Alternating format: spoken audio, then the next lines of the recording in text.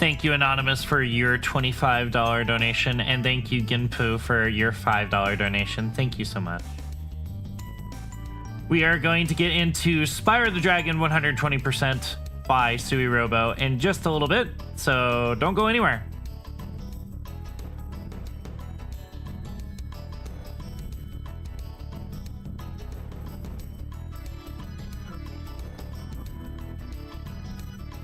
All right. Here we go. Yay, woohoo, yippee. Yippee! Hello! Hello! Hello! Is there normally game music on the screen? Yes, the stream might be muted on your end. No, I just need to raise the volume because it's like super quiet. Oh yeah, that's a me thing on my end. I've had it really low. Don't talk for a second. Let me just hear it. Okay, it might have to be. Okay. Yes. Could you raise it up a smidge? Because I can't raise it any higher. Is that good? That is much better. Yes. And then I can raise it up just a tad. Of course, a fade out happens right as you need the volume. Yeah. Game? Any moment. Hello? Game. Any moment. Game. Come back. It's coming back. Okay. Yeah. It's about right where it needs to be now. Okay. We're good. Thank you. Perfect. No All problem. right. Go ahead and introduce yourselves and talk about what you need to do. Hi, I'm SuiRobo. You may have seen me earlier in the last run, and obviously in Yu-Gi-Oh! Forbidden Memories. Spyro 120%. We collect everything in the video game, and it's really, really fun. It's actually a pretty chill run because there's not a ton of tricks to this game. It's like almost entirely movement based, aside from a very select few tricks. So yeah, and then Biuchi's here, who's going to be doing Spyro 2 right afterwards. So we got a Spyro double feature happening here. Spyro block, Yay! Yeah, we got a little Spyro block. Look, Biuchi set up Spyro 2, and I'm like, let's do Spyro 1. But yeah, it's a very chill one. So get ready to just kind of relax, and chill. It's really nice, actually. It's a really nice run. But I'm ready whenever. So I'm just gonna tell you to start the time as soon as I press start, but technically time starts on movement. But I'm just start whenever I count down. Tell me when you start moving, or when I see, or you just go like now or whatever. Or all right, that sounds good. Good. All right, I'm gonna start in 3, 2, 1. I don't know if you started the timer, but the timer will start soon. In a world of dragon. Okay, rolling. In a world of dragons. And time starts in 3, 2, 1, now. Anyway, Spyro. I don't know how to do a trick here, but people learned how to skip this dragon. He's the only unskippable dragon in the game. Then find the He's also British. Extremely hard. Yeah, people learned how to skip him, and it is really hard, and I don't even know how to begin starting it, and I'm not even going to begin to try. so yeah. Yeah, Spyro 1, very, very chill game. Not, like I said, there's not going to be a ton of crazy like tech or anything you're going to see. It's mostly just a lot of movement. It's mostly just really good movement. There is one thing that we do need to be careful of during the normal stages, not the bonus stages, which is this, our flying stages. We do need to be careful of Sparks, because if Sparks is not there, it makes it very difficult to collect any of the gems. You have to collect them physically versus Sparks going over there and flying to go get them. Yeah, Sparksless is not fun. That being said, there's a category for Sparksless. Wouldn't recommend it. Wouldn't but recommend there it. is No, a category. that's. Do you enjoy removing your thumbs? Probably not. It's. I don't think I've heard a single person who've run it be like, yeah, that's a fun category. It's not. So most of these bonus stages are fly through the hoops, collect the treasures, and do war crime. Yeah. So, that's pretty much how Sui is going to be going through here, and they're going to be collecting most of them in a single run for each one. Makes it easier. Yeah, so there's like two tricks that I did there. So for one, if you bash your head into the into some collision at the way end, it skips an entire animation, which is, you didn't see me fly in the air and stuff because I bashed my head in the wall. And another thing you'll see in flights is I'm basically always going to be I'm going to try to be hanging around the bottom of the screen as much as I can, because the bottom of the screen you have the most speed.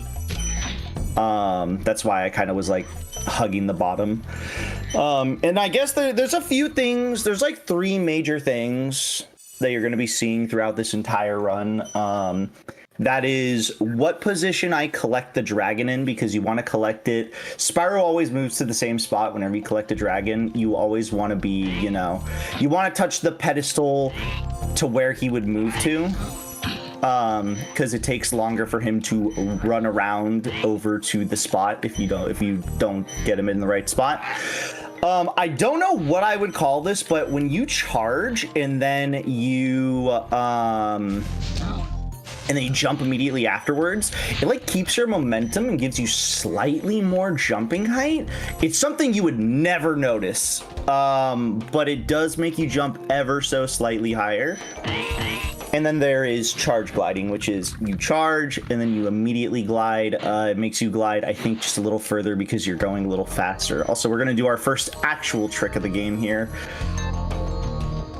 I got it first try, which is actually very nice. Beautiful. This is a nice little dark hollow skip because we need to go in this really inconvenient out of the way area. But instead we just jump on the geometry and get the heck out of there and get to the lower section. There's not a lot of tricks like that in the game, so every now and again it's kind of nice to see them. I'm probably not gonna be able to grab him. I'm just gonna let him run all the way over here. I think And also, for the Spyro block, you'll see a lot more technical related stuff for Ripto's Rage than you will in this game, but more of a... You get to see Gulp Skip. Oh. Gulp Skip's fun. Gulp Skip's incredibly fun. Oh, just don't mess it up. And then, don't have to restart the whole area. Yeah, it's fine. Yeah, Gulp Skip is, Ugh. it's a thing. It's a thing. It's like the equivalent of doing Great Bay Temple boss key skip, where not exactly like how it is, but like if you mess it up, it is a massive time loss. Yeah. In Great Bay, if you mess up that time, that boss key skip, you crash the game. So that's fun.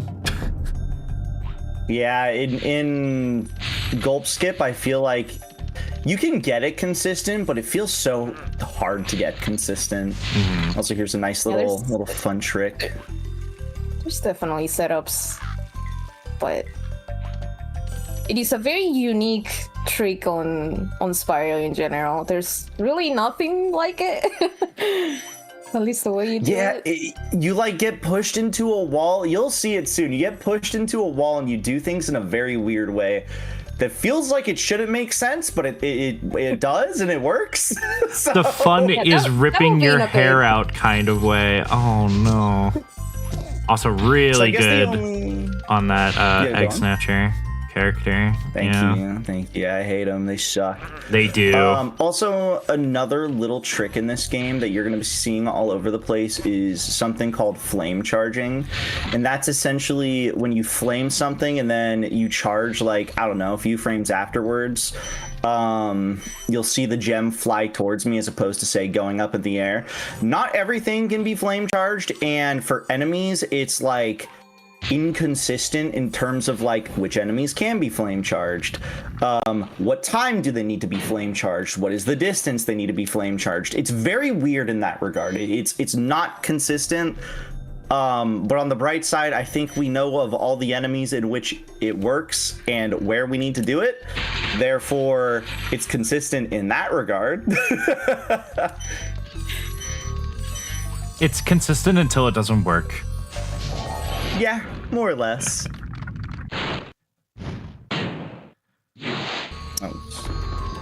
Also, Bucci, during the Super Metroid run, I fucked up your name again and called you botulism by accident.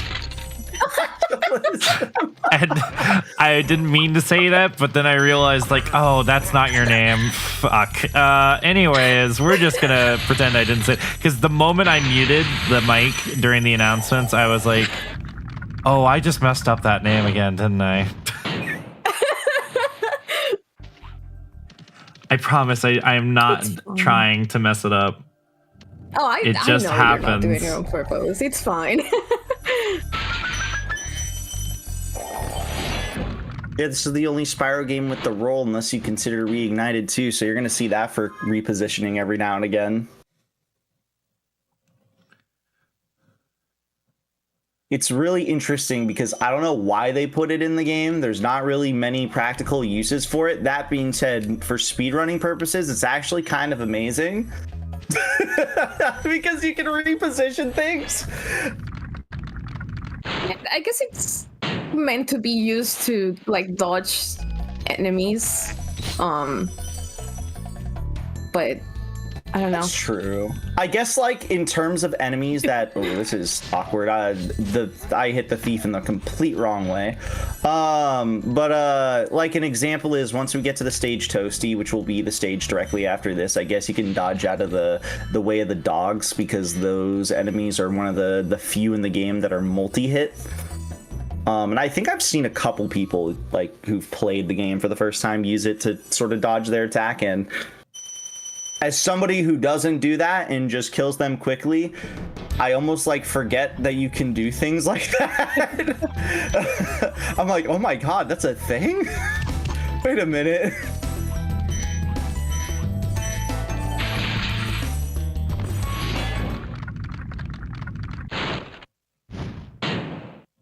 Yes, town square, town square. I like this stage.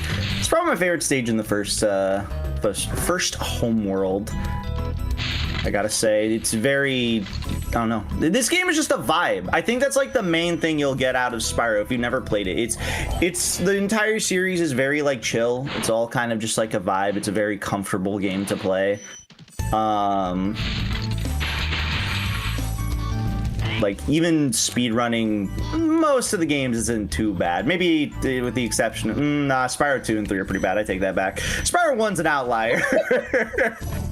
I was just thinking about it, and I'm like, the tricks in Spyro 2 and 3 can be a little rough. Especially because I do 100 eggs, so I'm used to a lot of tricks that you see more so in those games, such as proxies and stuff like that. So you're gonna have fun explaining those, because I don't think I'm doing a single proxy in this game. Actually, no, I'll be doing kind of a proxy when trying credits skip, so I guess there is that. I'm trying to think if there's any other ones, because I don't do Wizard Hat because I'm really bad at it. Oh wait, nope. There's one squeeze proxy. Yeah, there's like a couple situational ones, not like huge skips. I did. We're going back, baby. I missed a gem.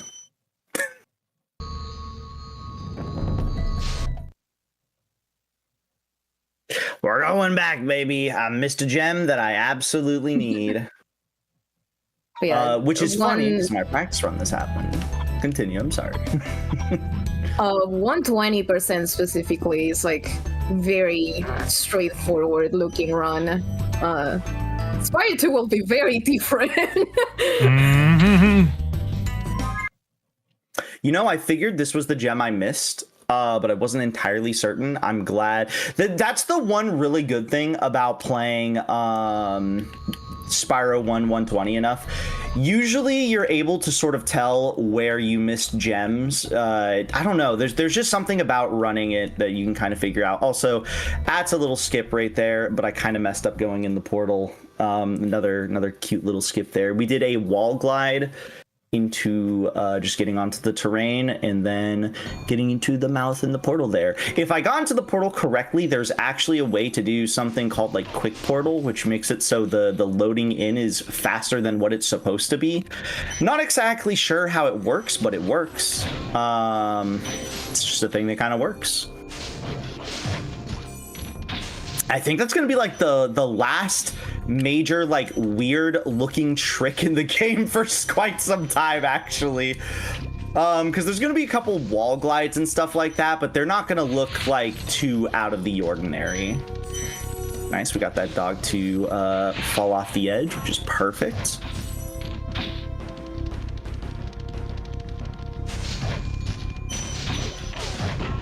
Yeah, on the bright side, like you said, this game, watching it be done 120 is, you're not going to see anything weird and like all over the place that you're going to be like, how the heck does that work? Just very straightforward. What you see is like, you could probably replicate, like if you played first try, you just were like, I want to try that for myself. You could probably replicate it one for one. Spyro 1 is, and I think that's why a lot of people run Spyro 120. It's because the barrier for entry on the bright side is very easy. Yeah, it is extremely accessible, and it is very nice. Because the other two are not as much. Yeah, like nobody likes running 40 orb in Spyro 2, for example. I like running it, but it's hard, so it's tough. Any percent in this game, I will say, at least getting competitive any percent times is incredibly brutal. I believe they're still fighting over world record right now as we speak. So that category, if you want to see a category that is constantly back and forths, watch any percent, because they have been going back and forth between grabbing world record and there's been like crazy ties on first place as well. Very recently happening. It's highly contended. Any percent Spyro is like watching like a group of kids get into a fist fight over Smash Brothers Melee, but then like when one of them hits the ground, they just get back up and say, no, one more. The crazy part about Spyro any percent too is that compared to say 120%, I feel like 120%, there's like two runners that I would say, maybe three runners that are kind of on like the same level. Any percent, you maybe have like 5 to 7 runners that are on like the similar tier of, they could all get any percent if they have like a really good day. You know what I mean? Do you guys like Superman 64? It's my favorite game of all time. Oh, you got all the rings. Good job. Now I have to do the really crappy. I hate to break it to you, but there was a run for Superman 64 in the submissions, and I just straight up was like, no. Dang. Maybe next year. You let Lex win? I can't believe it. I let Lex win. You know, it's funny because if we weren't nearly as stressed on time, well, not really super stressed, but you know, if we weren't like running a bit over, I would have unironically asked you if I could have done my Ban run, because that's 5 minutes. No, we're not doing and Ban I'm second place in the world on that game, baby. Okay. I gotta still grind for Side first. note, I'm just gonna say this. Hey, developer for Fugitech, stop fucking up your shit. Thanks. Oh, is it breaking again? That's the 5th time the past 2 days. Please stop. I think Anyways, it's actually been longer than 2 days. I think it's been like 2 weeks. it's getting worse. Oh, of course, it broke the moment I said something. That's so funny. No, like it's been like progressively getting worse. Something has to be going on with like the servers or something. Well, no, he's like he changed like a bunch of stuff. Like the UI and everything That was is a different. nice wall glide, by the way. Also, Holy Hotmo, schmoly. thank you so much for the $10 Nice. donation. Yeah, that was very good. Pretty Yeah, smooth. that was excellent. Yeah. Remember how I Oh, said that my movement wasn't very good today? Yeah, well, apparently this run has now changed it. This is so much better than what I was practicing earlier. can we get somebody to donate? I don't like the 3 numbers at the end of the 11. Someone, just like $1, just something to get rid of that bad juju. It is 11,666. Somebody throw some money. We gotta donate. We gotta hit that new goal record. That right new there, goal which- record PB. Yeah, you're right. Yeah, which thank you everybody for that's like, participate in this event again. Unsurprisingly, even more successful than last year. Oh, I mean, there's more people involved. There's more runs. It makes sense. Yeah. Exactly. Which I'm just I glad. feel pretty good about because I was like, I think my subathon has like destroyed my brain because my subathon I was worried about like, oh, I don't know if I could do like a whole month or a month and a half, like, without taking a break, and here I am doing 9 hour streams and I'm doing it like it's to nothing. be fair, though, on the bright Yeah. side, you also don't have to you're not fully committing to doing I'm everything. not playing a like you game all the do. time. Yeah, I'm only here for Yeah, you have commentary. other people helping Yeah. you out, Which does help which is a lot. very, very nice. Yeah. Because then And- it just comes down to to think of let's plays, comes down Yeah. to it's like you're let's playing. You're just sitting on the side, you're commentating along with it, you're having a good time. It's like And then Oni you have other plays, people but who get to do without a lot of without the conviction. without the conviction and nearly as much insanity. If you want that Yeah. insanity, you have to see what happens on my stream. That is I feel very like true. I feel like Aki goes into my stream, hears me say some insane shit, and is just like, yeah, I think I'm gonna go to bed. Well, so what's funny is that the last time I came into your stream, you said something like really absurd, and I was like, all right, I'm gonna go watch a VOD instead and go to bed. All right, so we're gonna do a kind of hard trick. Ooh. Kind of. So this is a spin jump. Sunny Eggs To D, get thank up you so much for here. the raid. Well, come on in, Raiders. Oh, come on in. Hello. Thank you. This trick you. To is the tough. comfy Spyro block. There we go. For context, everybody, we are doing a big charity event for St. Jude's Children's Hospital Cancer Research called SPD or Speed Timber, where I bring in a bunch of speed runners, challenge runners, any sort of competitions, anything like that. We all raise money for St. Jude's, who help children in need who have cancer. For anyone who donates, you could do !donate, and you'll see our fabulous prize we were raffling off for anybody who donates $50 or higher, which is the Legend of Zelda Wind Waker GameCube set with a Wavebird as well. Wavebird controller that's also designed to look like Wind Waker related stuff.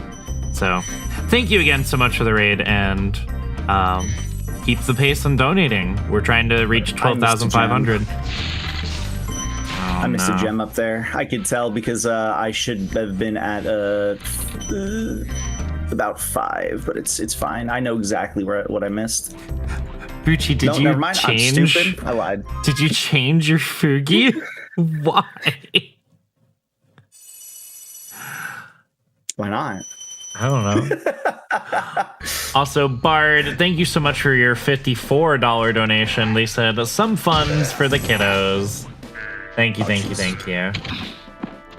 I think. Oh, So, Yeah, wait, go ahead. no. I don't know why that one showed up. Sorry. did Yeah, it break? It must have just it broke again, and it changed. It changed Bucci's to that Changed? one. Yeah, I think that's changed to my your Discord default profile one. picture. Yeah. That's weird. Huh. Oh, it broke again. Oh, I love this. Okay. You know, I made a comment about it breaking, and now it's just actually broken. That's crazy. So I guess I'll talk real fast just about that one little trick we did, the spin jump. And the only reason why I'm bringing it up is because that is quite literally the only time in this game that you will see a spin jump. So essentially, when you're spinning, you gain, if I remember correctly, slightly more height. I don't know why you do, but you do. This is like a thing across all games, I believe. You see it more in Spyro 3, I think, has probably the most spin jumps.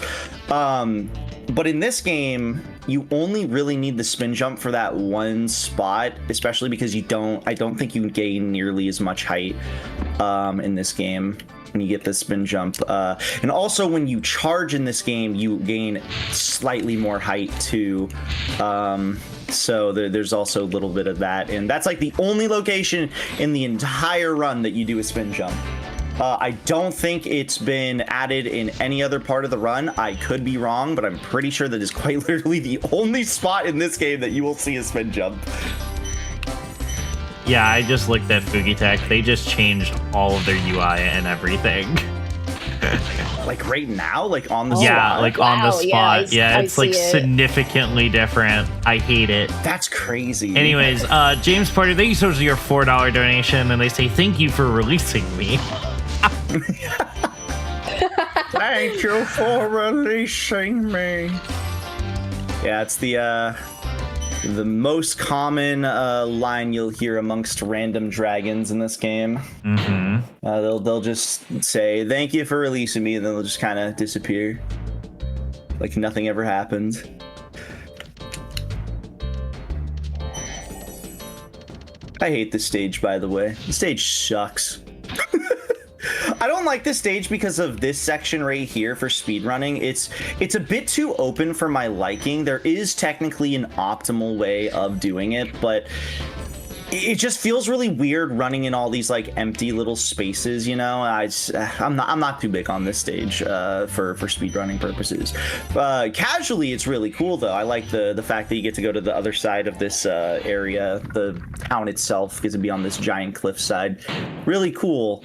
Unfortunately, a lot of nothing for speedrunning or running around. I messed up. Oops. Oh well. I keep messing up. Now my movement's really tanking, but it's all right.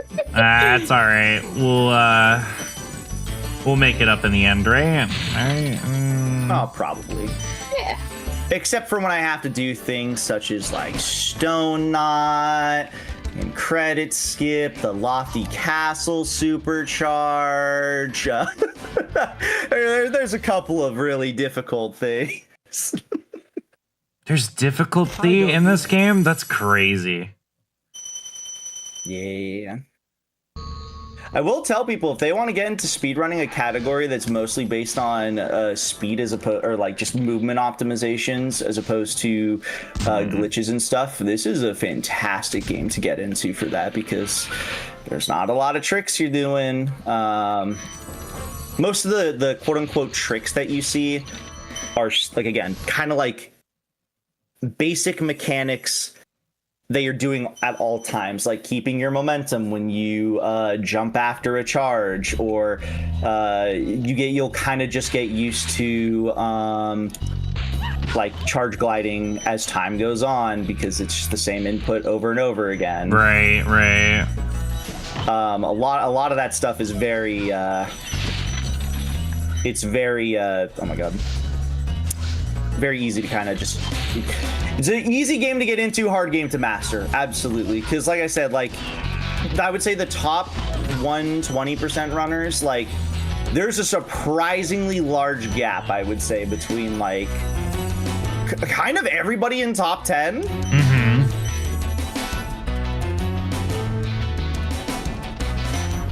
And it all comes down to movement.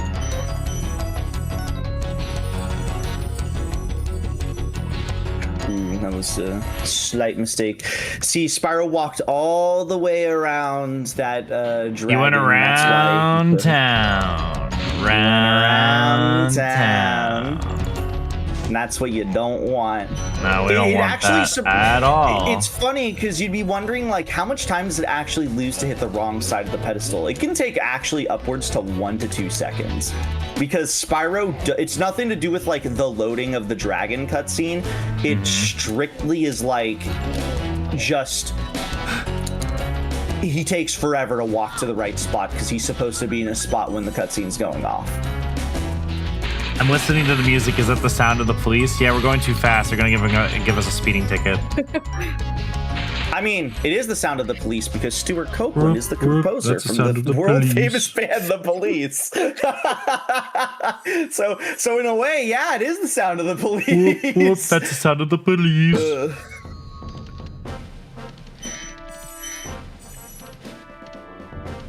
I didn't mention anything, but that was a boss stage. Oh, It was, yeah. No, that was Dr. Shemp. He's a boss. Yeah, they're basically just like bigger enemies with 3 hits instead of 1. Yeah, and no interesting boss music, nothing. The Spyro one is very It's consistent and simple. it's basic. That's all. Yeah. That's it. But that's why some people really like vibe with it, I think, the most. I still think overall my favorite game is probably Spyro 2. Even though I'm a Spyro 1 runner primarily. Right. I do run all the games every now and again. But Spyro 2, there's a lot more going on. It's a lot more interesting. You're going to be seeing in the run, obviously, actual bosses. Do we have a moment like for the level a design, all donation? that fun stuff. Oh, of course, absolutely. Yeah, we have a $300 donation from Anonymous. Ooh. Thank you so much. That puts us at $12,024. All for St. Jude's Children's Hospital of Cancer Research. Congratulations, everybody. We are $500 away from our 3rd extended goal. So, if you are interested, please consider. Magic stairs. Wow, that was a beautiful jump. Up. Nice. Oh, well, all right. Well, we did. I tried doing magic stairs without setting up. Well, I said nice and it was a little too early. My bad. What is your experience of this game, Vucci? Because I don't think I've ever seen you play this one in particular. I've run all 3 on and off for a very long time.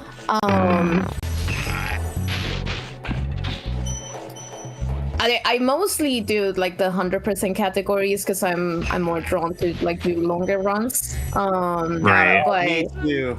I'm so glad we can relate in that regard. I did Yu-Gi-Oh 100%. Welcome to my world. Sorry, continue. I just needed to mention that. that's a little too long. Yeah, no, that's definitely in my department too, because the 2 100% runs that I learned is I want to submit them at some point for SPD, but they are just not good enough yet. Is Ocarina of Time 100% and Majora's Mask 100%. And so let me do Forbidden Memories 100% on stream. God, no. Yeah. Like, eventually, if I get really, really good at them, like in my own time, I'll submit them and I'll do back-to-back, which I think would be very funny because they play very differently to an extent. So it will be really funny to see me do Ocarina of Time fine and then accidentally crash Majora's Mask because I'm doing a different timing for S's. Speaking of crashing, there are 2 points in this run that do have a risk of crashing that I can think of. One of them, I'm gonna make sure I don't crash.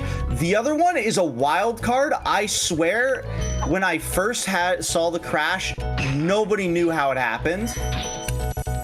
Oh, the music's glitching out. That's nice. Don't worry, just disc reading things. Yeah, it's the disc. Actually, it's probably my PS2 because I'm using a Slim, and the lasers on these Slims are not very good.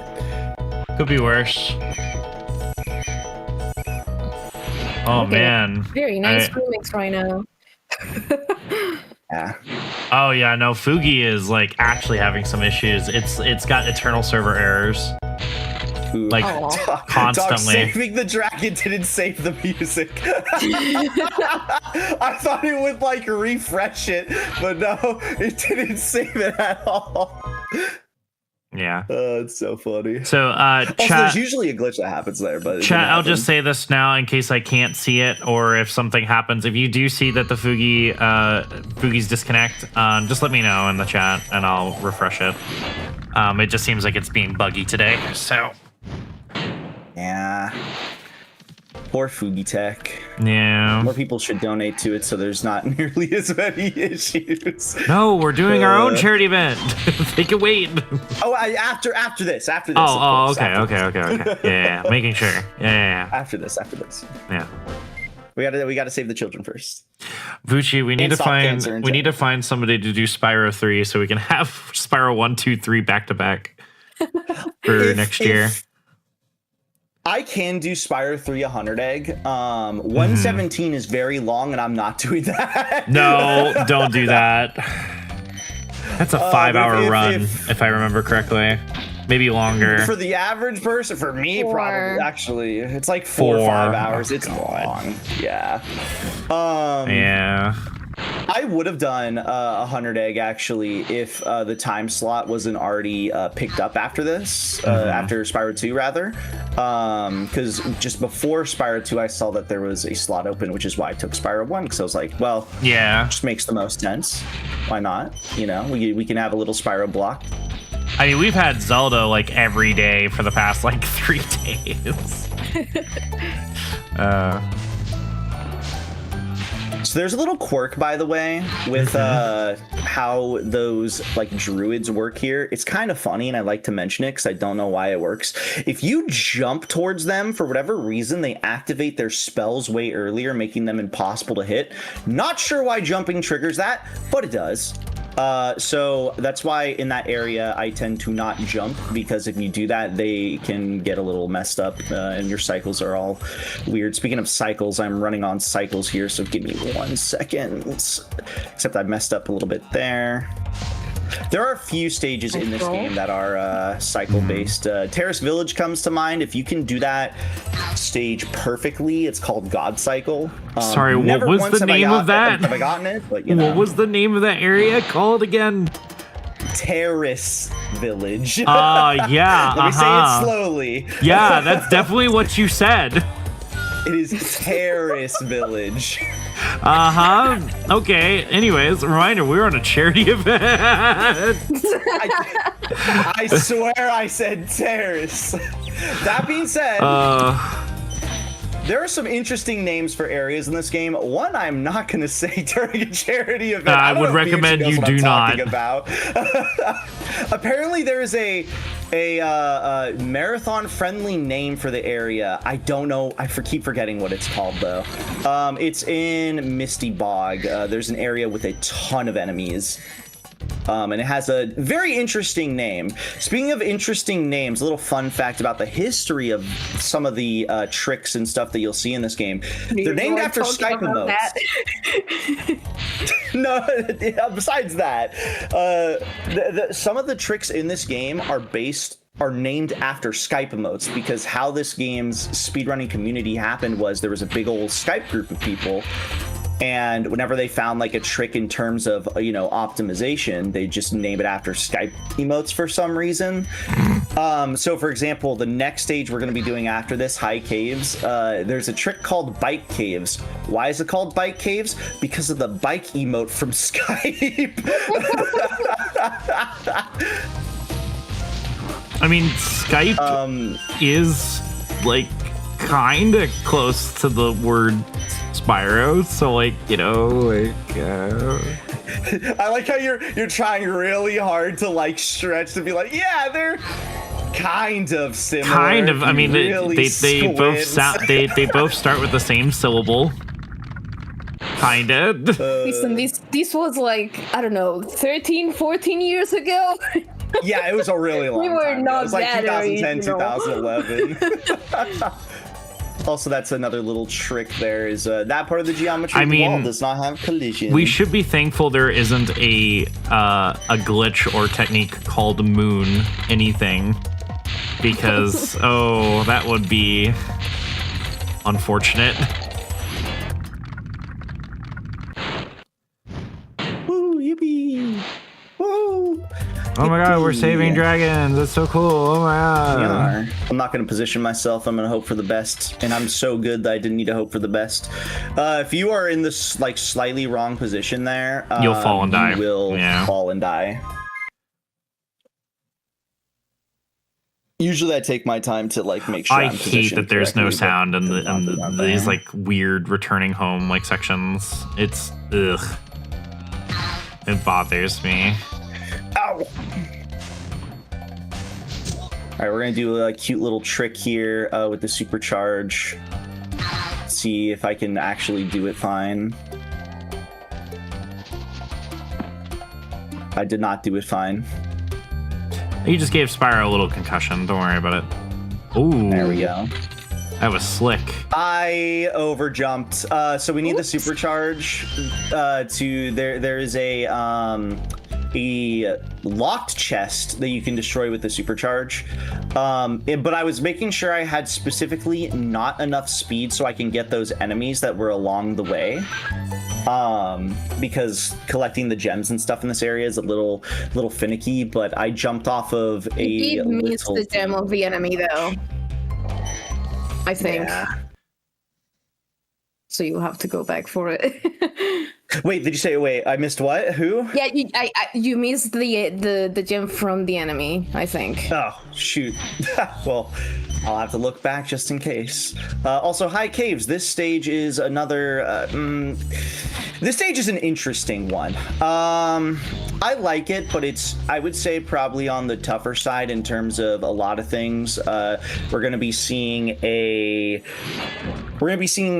mini bike caves is what I call it, because there is technically a more full version, which I don't even know if they still run that in any percent. Do they? Do you even know? Do they still run full bike caves in any percent? I do not remember. So we're gonna be using supercharge to go through an area, these caves where there are enemies with armored shells, and we need to. You're supposed to get a super flame power up, but we're gonna kill most of the enemies without the super flame, and grab everything along the way. So we're gonna be doing a mini version of it, not the full version. The full version's cool, but it's hard as hell to hit. I've never even, I think I've tried doing it when doing any percent in the past, but it's way too hard for me to do. So I never really practice it. So we're gonna do it right now. You're basically keeping the supercharge through like half of the level and collecting everything, which is very hard. All right, yeah, see, I messed up there. You know, I kind of want to go for it again.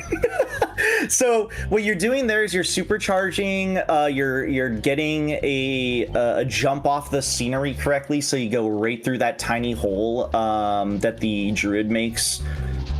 So then you can maintain your supercharge, so then you can just hit the bug in there. Otherwise, you'll have to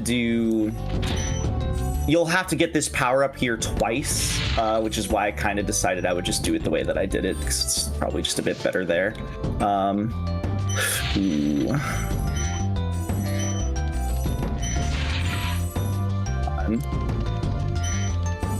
I'll go back and get that 10 gem. I just need to make sure I don't run out of my super flame before getting that last bug. I was very close. Yeah, as soon as I missed the gem, because essentially if you miss a gem in this game, you're more or less losing, I want to say, like a second to 2 seconds worth of time having to backtrack and grab it. So that stacks, as you could probably imagine, as the run continues. And for a power-up like that, where the timing is already pretty tight, it's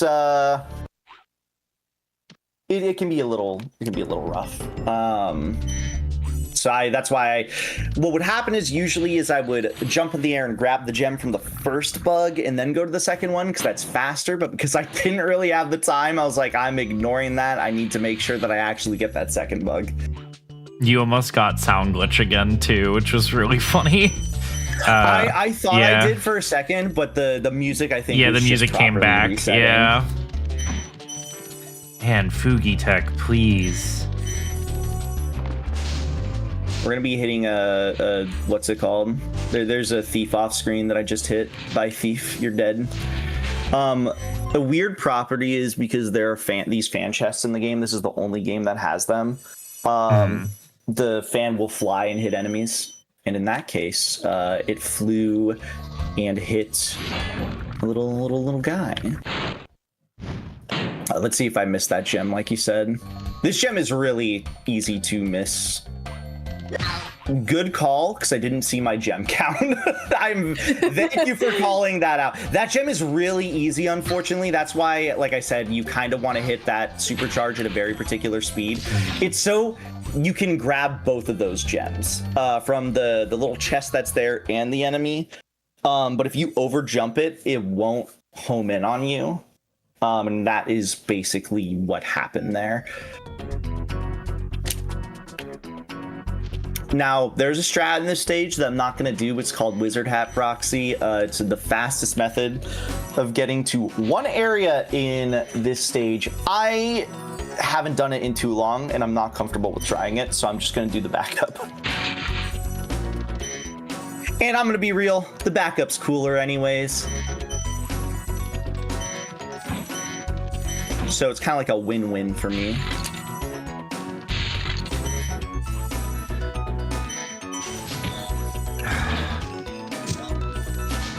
I was just messaging Otaku because I was just like, hey, it's my lunchtime. I should probably eat something.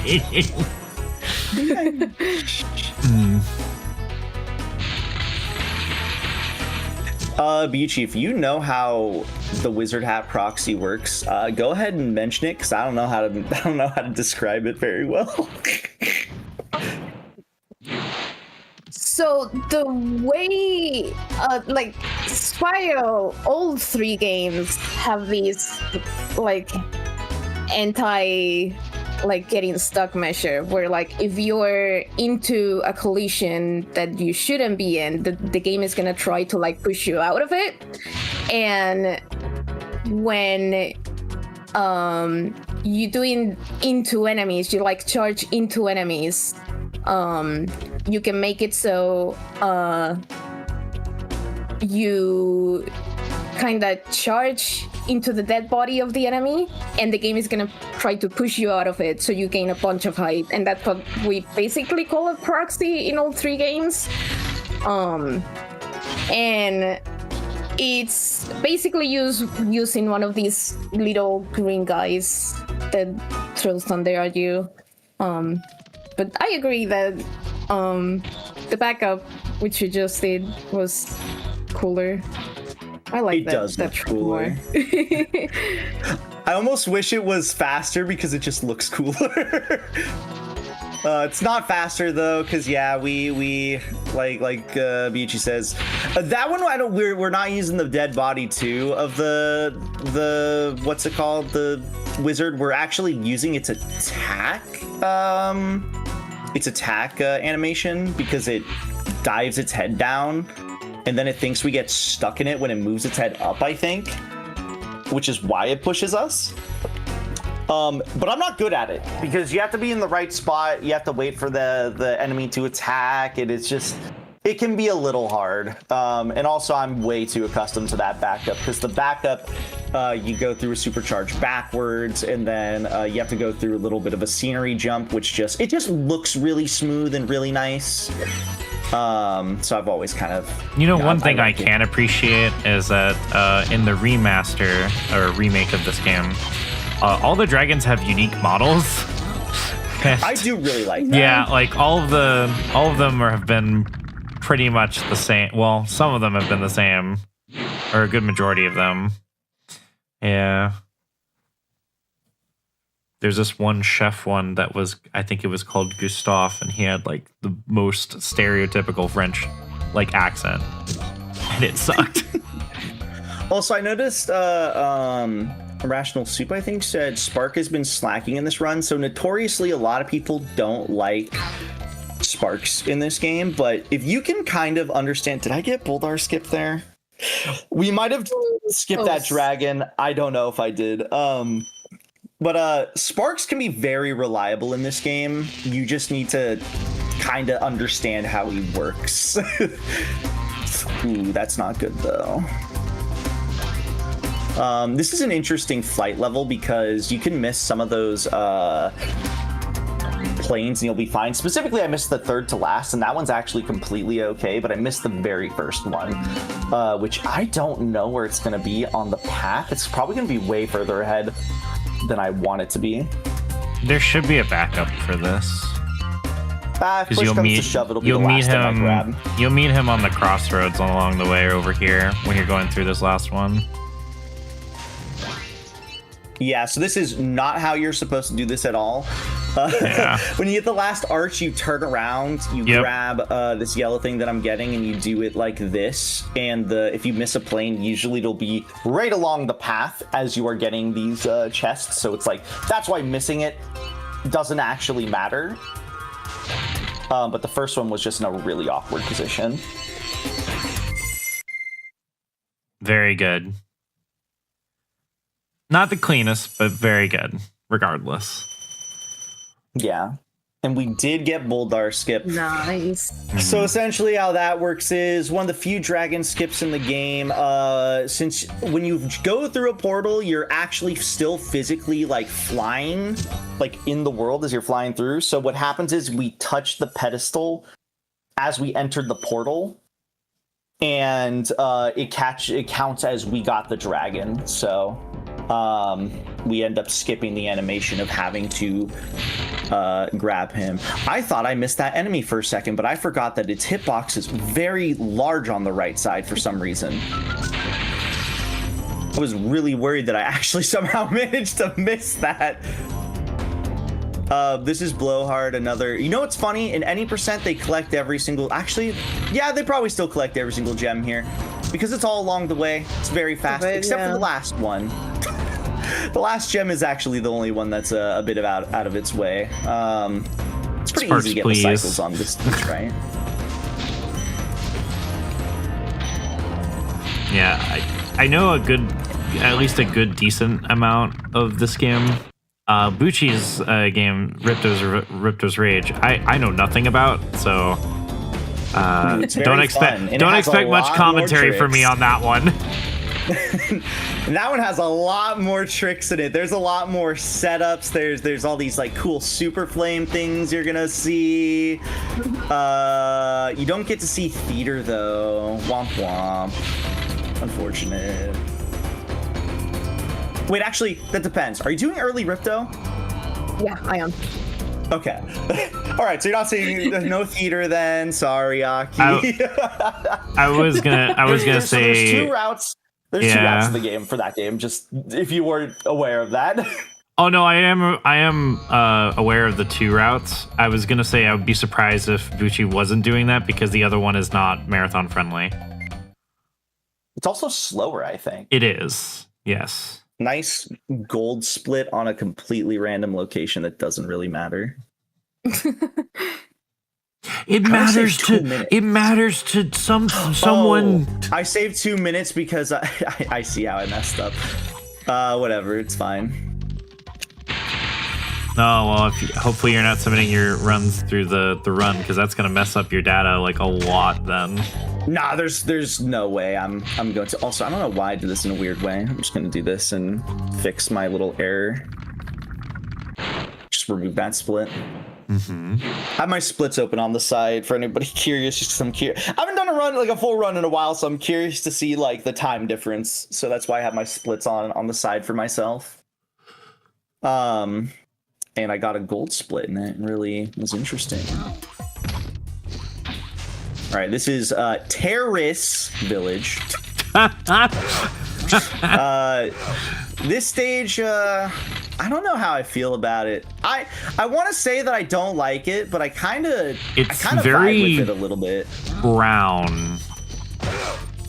Yeah, probably one of the least attractive stages. I'll say that much. It's very muted for sure.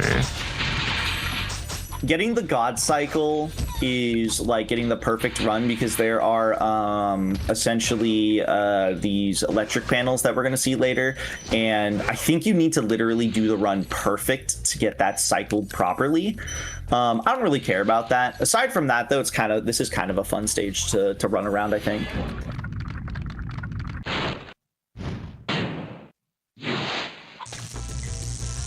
Yeah, it's all from this like electric floor area.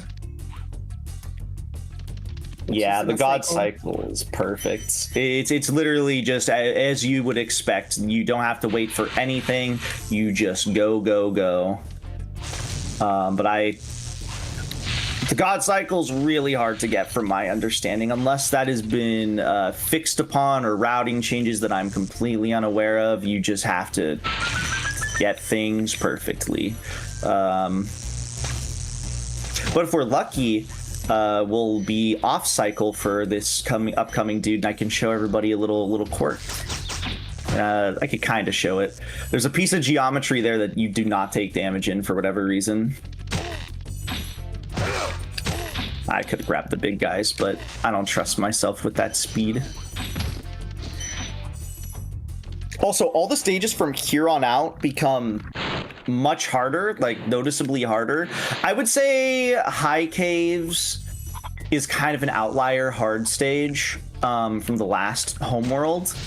And then you kind of get every stage in this homeworld and the next one,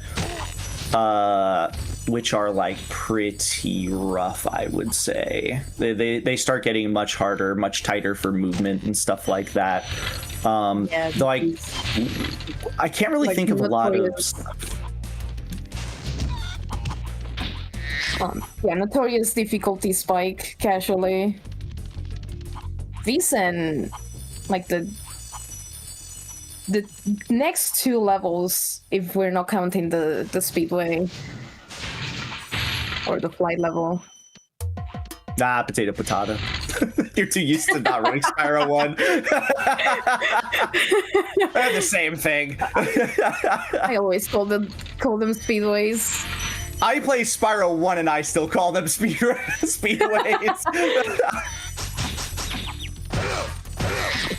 They're called flights in this game, but speedways in every other game. I just remember very specifically there's this, I think it's called Treetops, where there's this like really wide blind jump that you have to do. And I was there for like 30 minutes trying to figure out how to make that jump when I first played this game. And Treetops is so fun in speedruns. I fucking love Oh Treetops. no, I That saw the stage is so speedrun much and it fun. was great, but then like doing it casually, like for the first time, I was like, what in the goddamn am I supposed to do here? And then, you know... the problem, I think, is just that you're supposed to follow the thieves. They're supposed to tell you where to go. But the problem is they never reset their position when you die or fail or something. They should be constantly resetting for new players. That way they know, like, yeah, I'm supposed to follow you through here. But they don't do that. Therefore, you get confused. And then you're like, where do I go? And then you learn that you have to take some kind of insane routing that is intentional. Yeah, no, it's one of them you even go like backwards through one of the You do, ramps, which is not intuitive at all. Yeah, you're following the one that I'm thinking of is the one that you go backwards and then you also like do this very wide blind jump, and you just like pray to God that your analog stick is not drifting. You hold right all the way, do a full lap around the tree trunk and land on the other side. And I'm like, how the fuck was I supposed to know that? Like, unironically. You weren't. How was that Terrace Village a gold? I just realized that one. I had to retrace. I must have just had good movement there. I must have had to retrace steps because I had to retrace steps.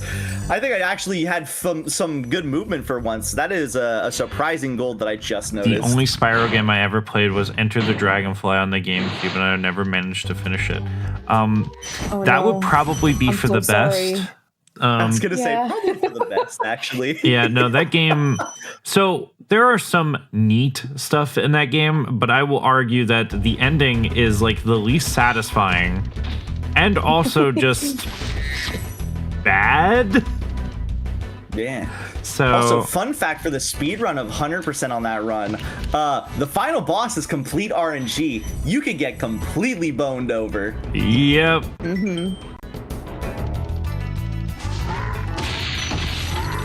All right, so this is Misty Bog. I would probably say this is one of the hardest stages in the entire run. Not only casually, but just in general. The stage is just hard. There's not a lot of fodder to get your sparks back. It's a big stage with lots of enemies. It's just a hard stage, honestly.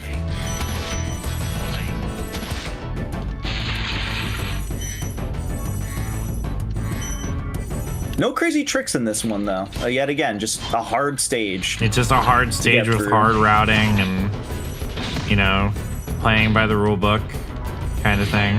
I do like the routing in this stage because it kind of shows, how you can make some stages that, wrap around and make sense again. Because, we're going to be going back through the beginning of the stage at some point. Once we get through this ending segment of the stage. And I like that aspect because it shows just how I guess fluid the stage and level design was in this game, which is very nice because it's not one of the first fully 3D games, obviously, because it was from '98, but I feel like in terms of level design, I feel like this is where games in the collectathon bigger world sort of games, they really start to it starts to really come together in terms of good level design, and it just gets better from in Spyro 2. Spyro 3, I prefer the stages, I think, map design in Spyro 2 a bit more, but in Spyro 3 they kind of adopted the donut shaped stage design philosophy, which is very nice if you're constantly backtracking and all that sort of stuff. If you're already at the end of the stage, well, they usually have they give you a reason to go back at the end, which is nice.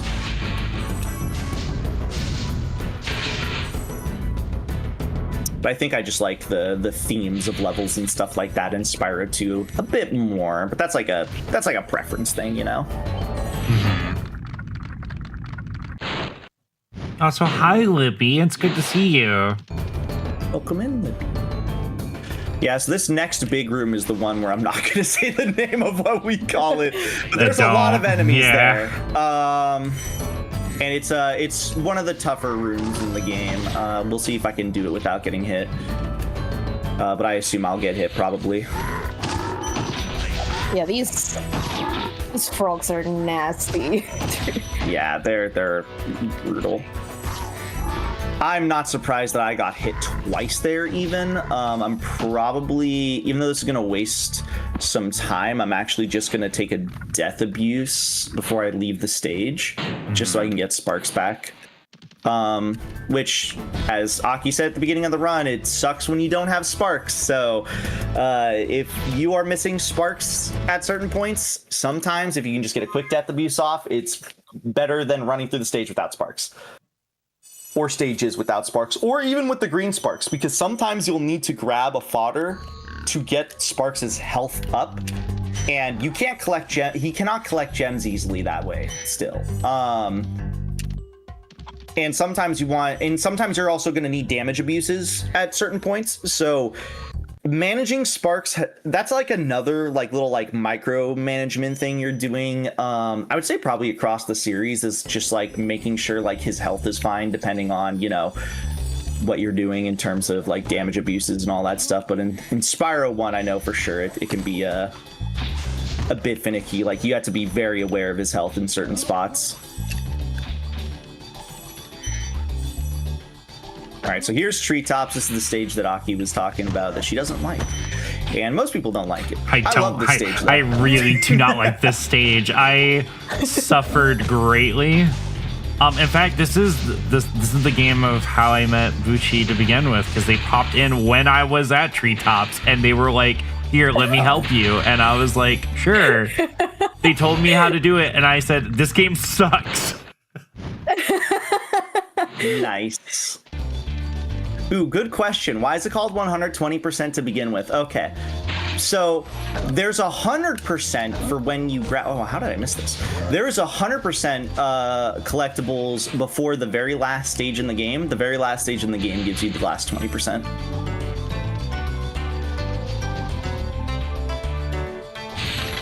Very solid question. I'm just gonna assume I have the right gem count here. If I don't, then that's awkward. All right, there's another trick right there. Yeah, instead of doing that fuck-ass route that Aki was talking about, you can just jump off the edge right there and it works. I don't think it works in Reignited.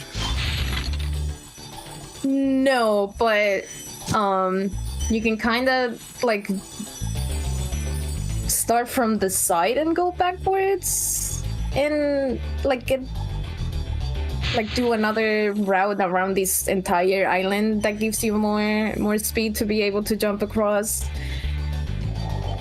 There's an intended route and it's kind of crazy. It's cool, but it's kind of crazy. Long. Like, it's something that you would think makes logically no sense. Like, if you do not know it and you do not see the thief doing it, you will not understand how he got to that island or how you are supposed to get to that island. It will just not make sense. All right, so Reignited makes it nearly impossible to do it outside the intended route. All right, so here we're gonna have Stone Knot. Let's see if I can get it. We have to do some silly stuff, and by that I mean we have man's arms so large. Oh. I barely hit that. That was I thought I didn't get it. I gotta be real with you. I was like, I messed that up, but I'm gonna hold on to it. So that's another one where you're essentially going off the scenery, but that particular ledge is weird. It's very easy to bonk off it. I just so happened to get slightly enough height where I was able to get to the top there. Otherwise, you would have to do that one. You'd have to do that one the legitimate way, which the legitimate way for that one isn't that weird. It makes sense. But yeah, that Stone Knot can be rough because if you miss it, I think you lose about 15 seconds worth of time because of your death and then having to retrace your steps of going back there. So it can be a little rough, but I'm glad I got it. In all the other practice runs I did beforehand, which mind you weren't a ton, they were enough to make me comfortable. I could not hit Stone Knot, so it's very nice that I managed to get it instead of having to do the backup. Because the backup, you would just die, and then you would just be like, all right, well, I'm gonna do it another way. I'm gonna do the legitimate way, fine.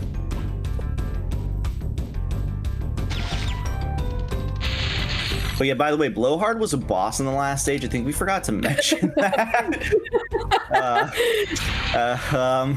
This guy is an actual boss coming up. He's probably the only boss in the game who feels like one.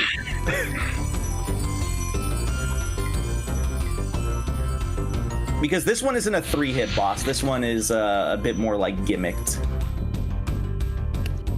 I don't care how many extra lives I get because I'm not doing. There is a game over abuse for when you do the credit skip, because if you game over, it's substantially faster.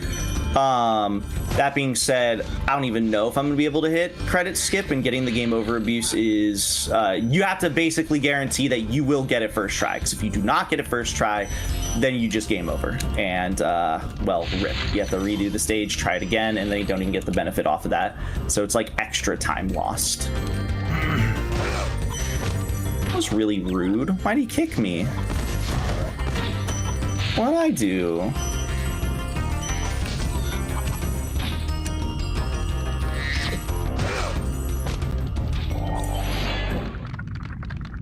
Why is Why is- reignited Oh yeah, you go ahead and answer. I was about to answer. 120%, about 20 minutes faster?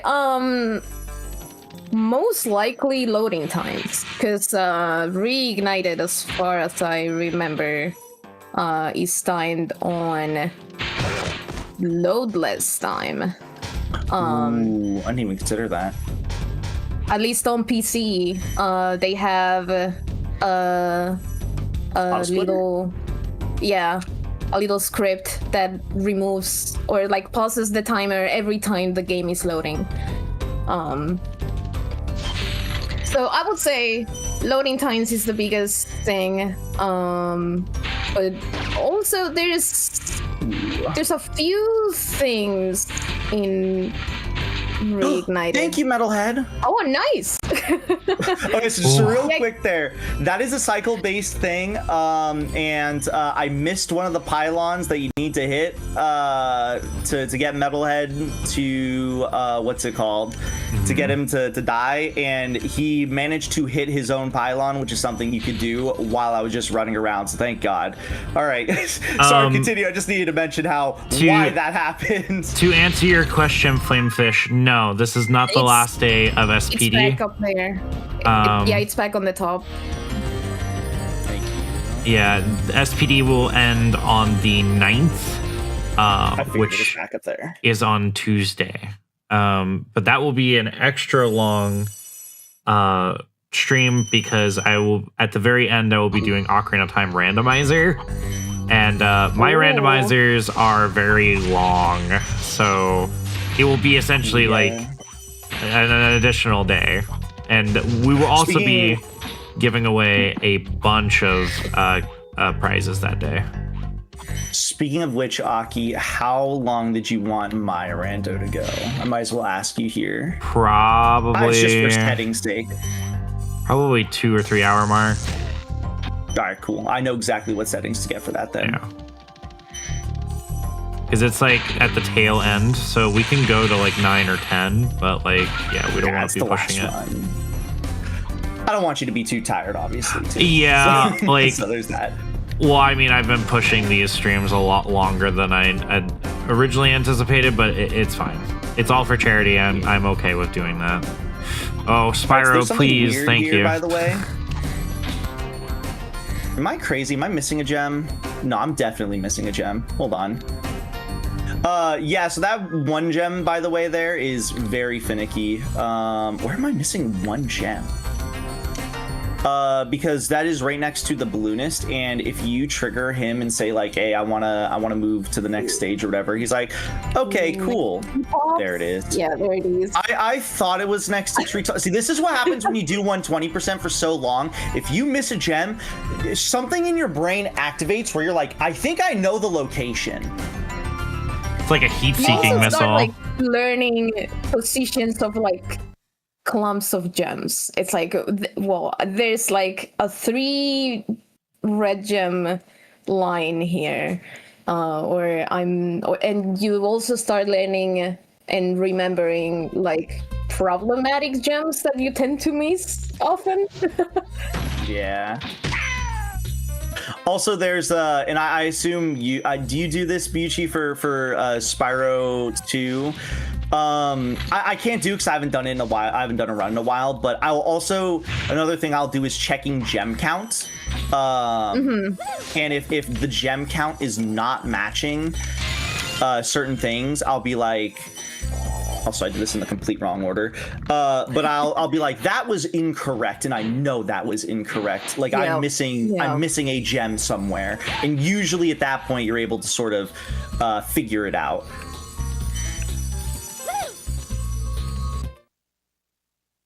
Yeah. Enjoy your meal. Also, this is Haunted Towers. This is one of the stages that could crash. Ironically, all the crashes happen in this homeworld. All the potential crashes, I should say. I'm gonna hope the game doesn't crash, but we'll see. It depends on even if I get the squeeze. So there's a squeeze proxy here that is kind of hard to get.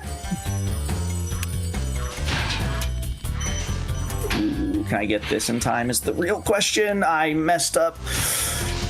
Ooh. It's fine. It's fine. It's fine. It's fine. I'll just This is pretend I'm running another the level stage that- normally. It's got these fairies that they give you the super flame, and you're able to like break the metal armors and the metal doors. These ones are timed. But I did not get the there squeeze, is unfortunately. there is one specific one in this level that will give you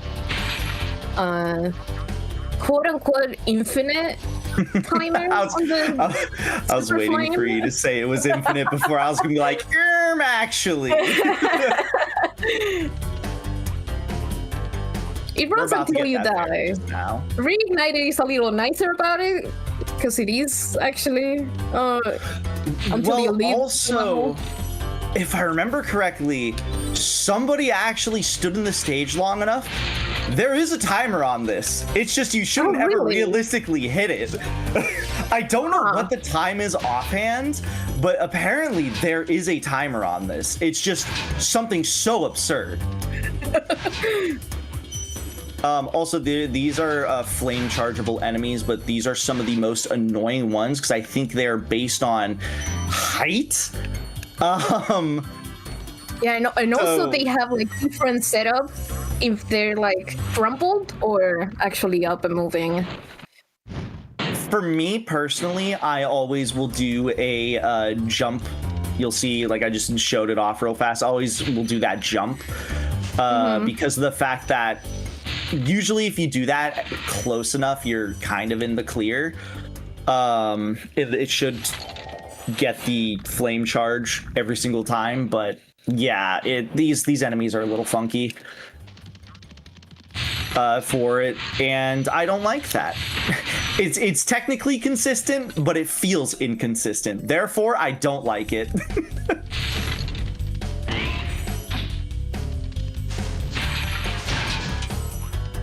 I also need to make sure I grab this one gem here because I've actually had it fall off the map and be completely unobtainable and not come back to me.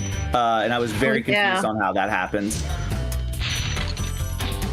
There's supposed to be a failsafe, or maybe this was just for Spyro 2 and onwards, I think. It's also in Spyro 1, but I think this is like one of very, if not the only one that it doesn't work to. I think there's a couple others. Interesting. That I didn't know failsafe that. doesn't work too, but See, I knew of It's a that weird one one. because I've had it happen to me, like, I think only once. And ever since then, I'm like, I'm going to go out of my way to collect that gem because of the fact if I don't, it might fall off the map, and I do not want to risk that. Yeah. Because if it does, that one does not fly to you. It just disappears. And you need to reset the stage completely to get it back, I think. gems- Or die. gems kind of have their physics on their own, and when they're like falling from enemies or chests, they'll bounce around, and sometimes they bounce off ledges. There's actually a funny thing. I wonder if I still have the video somewhere. In what is the name of the stage? Alpine Ridge. There is a gem that is near a wall that I've had leave the chest because it is RNG on where they're gonna go. It's just RNG that usually 9 times out of 10 shouldn't mean anything. I've actually had a gem get stuck in a wall floating, and I couldn't grab it. And I've never seen that happen before. I've never been able to replicate it, never been able to see it. This is also a wall glide I can never do, but I will always go for it because there's no reason not to. And I'll mention that real quick. So that wall glide there, if you do that, it completely changes the routing of how you do the levels sequencing and stuff in this game. I've never been able to hit it. So Bucci, Grumpy is asking who did your Fugi. Oh, I was about to answer in the chat. Oh, thank you. Never mind.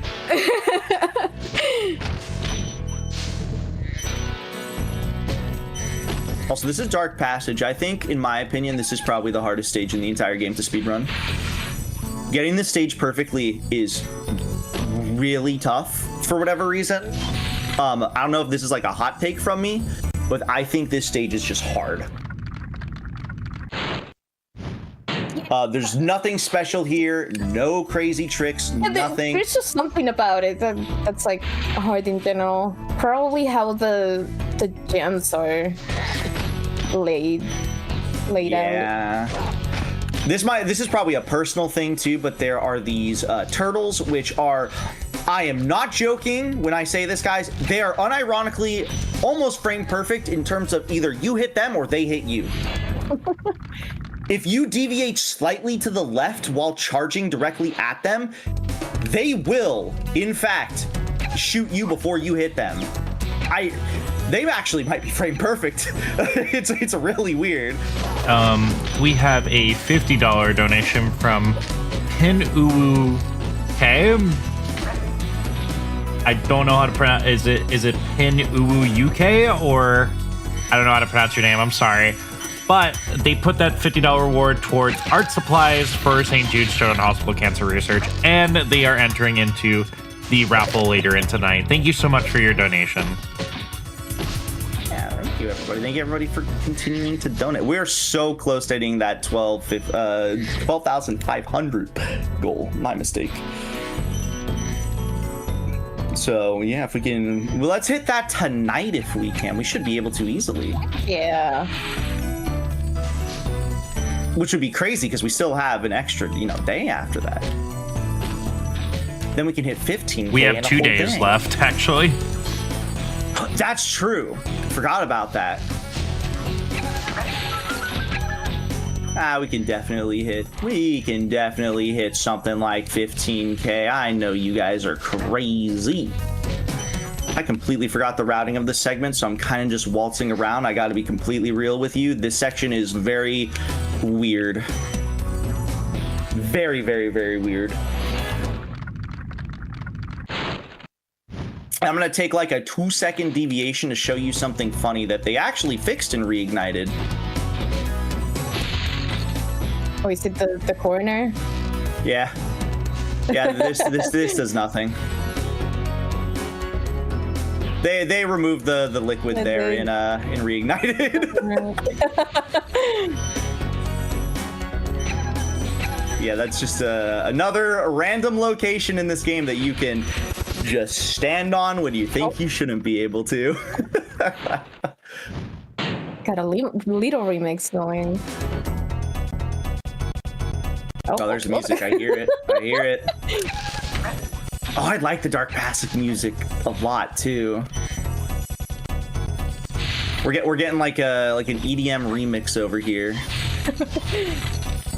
Stuart Copeland live in the studio right now. I feel like these music issues actually, like whenever you have a laser problem or a laser issue, or I did this in the complete wrong way, or just disc issue. It's probably the most common problem you'll hear. Usually it means nothing. It's just a weird thing that happens. The way that sound corruption or sound glitch works in this game, it's very similar to Super Mario Sunshine. It has to do with the certain specific things that happen while playing the game. The only way you can actually get it is by interacting with something and then collecting something at the same time, so that sounds are overlapping. The second way to get it is if your disc is not being read correctly. So it's one of the two of the things that are happening. In this case, in this particular case, I think it actually is just your disc. Yeah. Whenever my thing has to read the oh my god, wait, hold on. I'm forgetting the routing entirely. Okay, I remember what to do. It's okay, I had to wait for these guys to get small anyways. So actually that was calculated. The nice thing about like if you do get sound glitch in this game, or if you get like, your disc read error or whatever, your game won't crash. So that's nice. But in SMS or Luigi's Mansion, and I think Super Monkey Ball, if you get sound glitch, there's a very high probability that your game will just crash. So yeah. Speaking of glitches, we might get a glitch here that requires a death with this cannon. I don't know if anybody's figured out how it works. We have actually. We figured it out. How does it happen? It apparently is targeting a little mushroom fodder at the other side. Really? And that's how it happens. Yeah, it just when did we figure that out? The enemy. Like a year, 2 years ago, I think. Damn. Semi-recently. I was gonna say, because I remember for like years, me and some people were like, why does this happen? And we were just like, I don't know. So that cannon will sometimes not shoot one of the enemies that you are desperately trying to shoot. And you're just like, well, I guess I'll just die. And then, yeah, usually if you die, you'll fix it and it'll be fine. It's such a weird, like, thing that happens.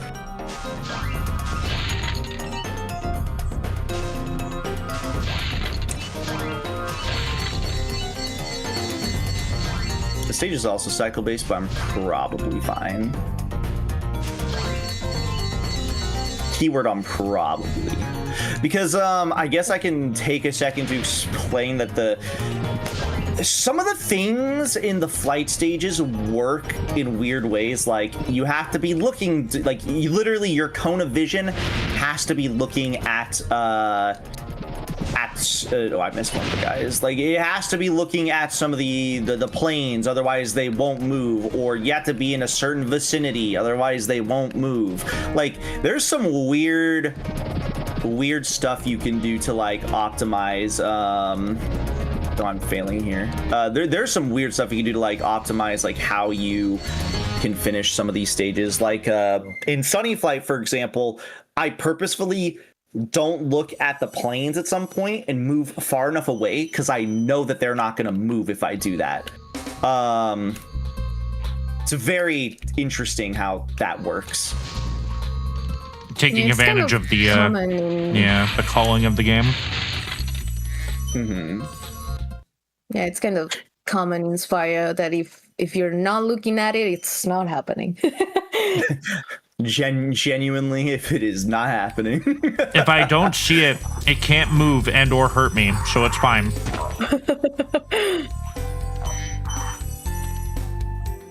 I love Lofty Castle. I say the same thing to myself when someone says something mean to me online. If I close my laptop, it's not there. That reminds me of that world famous Tyler the Creator quote where he's just like, "How does cyberbully even work? Just turn off your computer." It's fantastic. I love that. Tyler the Creator is an enigma.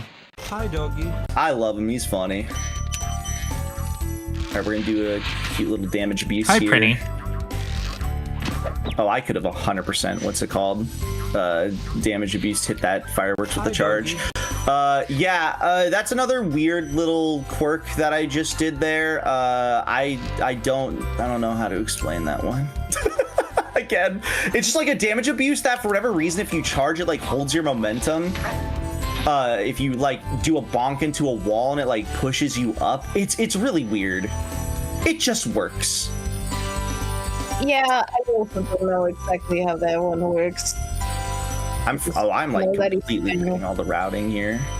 I messed up. I remember the routing though.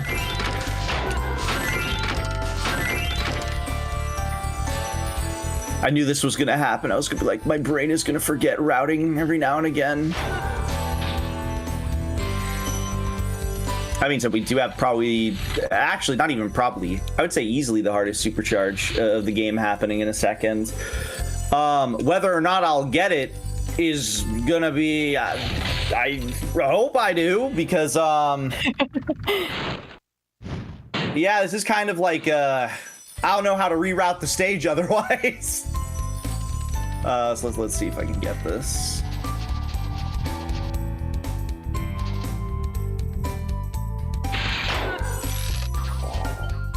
right, cool. Got it. I got it in a way that I feel comfortable Very with. nice. Yeah, that's a. I'm actually glad I got that first try. Holy schmoly! I knew I did this out of order though. I'll just go back to that middle section later. I thought you probably saw me hesitating at some point where there was a split path between the left and the right, and I was like, I think I'm supposed to go to the right here, but I'm kind of forgetting. It's okay though, because we're going to be wrapping around back to the middle of the stage anyways. So despite the fact that I did things in the wrong order for routing, it kind of will come back together regardless of the fact that I messed up slightly. It'll just be like a 30-minute deviation. Don't mess the music up of Lofty Castle. Gosh darn it. I love the music of this stage.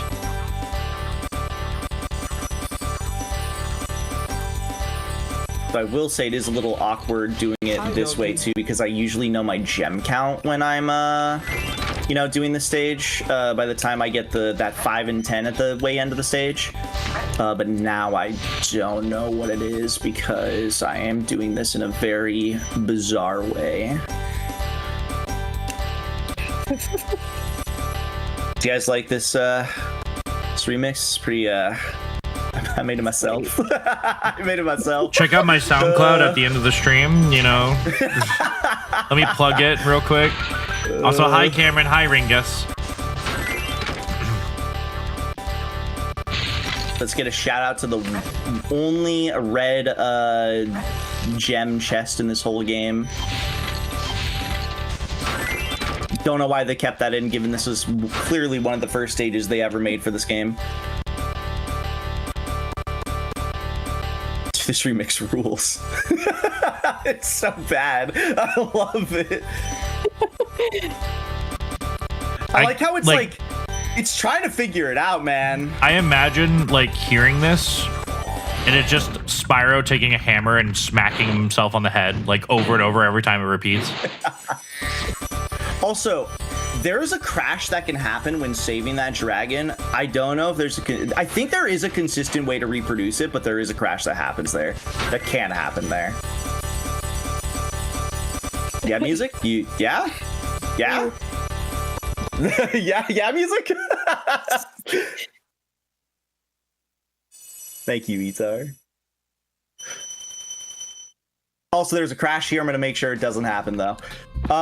So basically, what you would normally do here is you light that firework and then you would save Latif over here, right? But if you save Latif the same time the firework explodes, the game just crashes. It's too many particles to load. Game just freaks out. Can't handle. He doesn't know what to do. Okay, yeah, it's good enough. I had to double check to make sure I had all my gems. I could have paused, but I figured I would just wait. Look, PlayStation was a small indie company at the time. Give them some slack. Damn thing is like 2 years old at this point when this game, well, 3 years old when this game came out.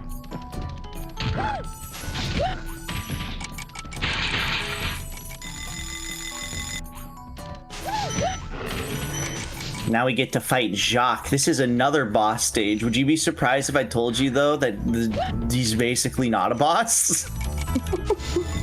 Probably the most pathetic boss in the entire series, actually.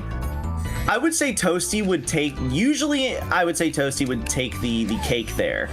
But at least Toasty has kind of hard enemies to deal with. Jacques doesn't have that excuse.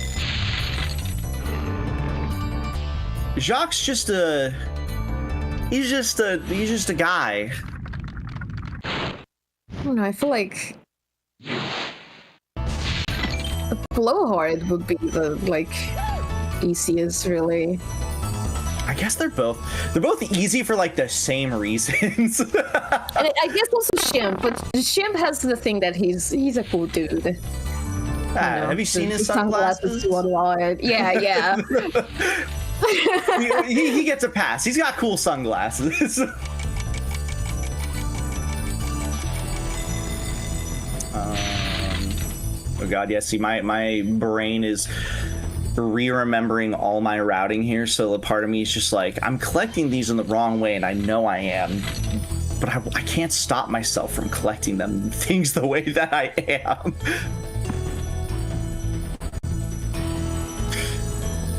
I'm gonna throw a fit. I'm gonna throw a tantrum. He got in the way. It's okay. That takes us back where we need to go anyways. How dare he do that, though? It was just helping. What a jerk. That was a jerk.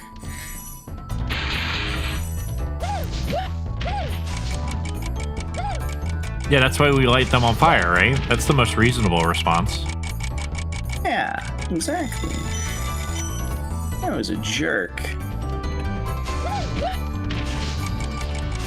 These guys are also jerks.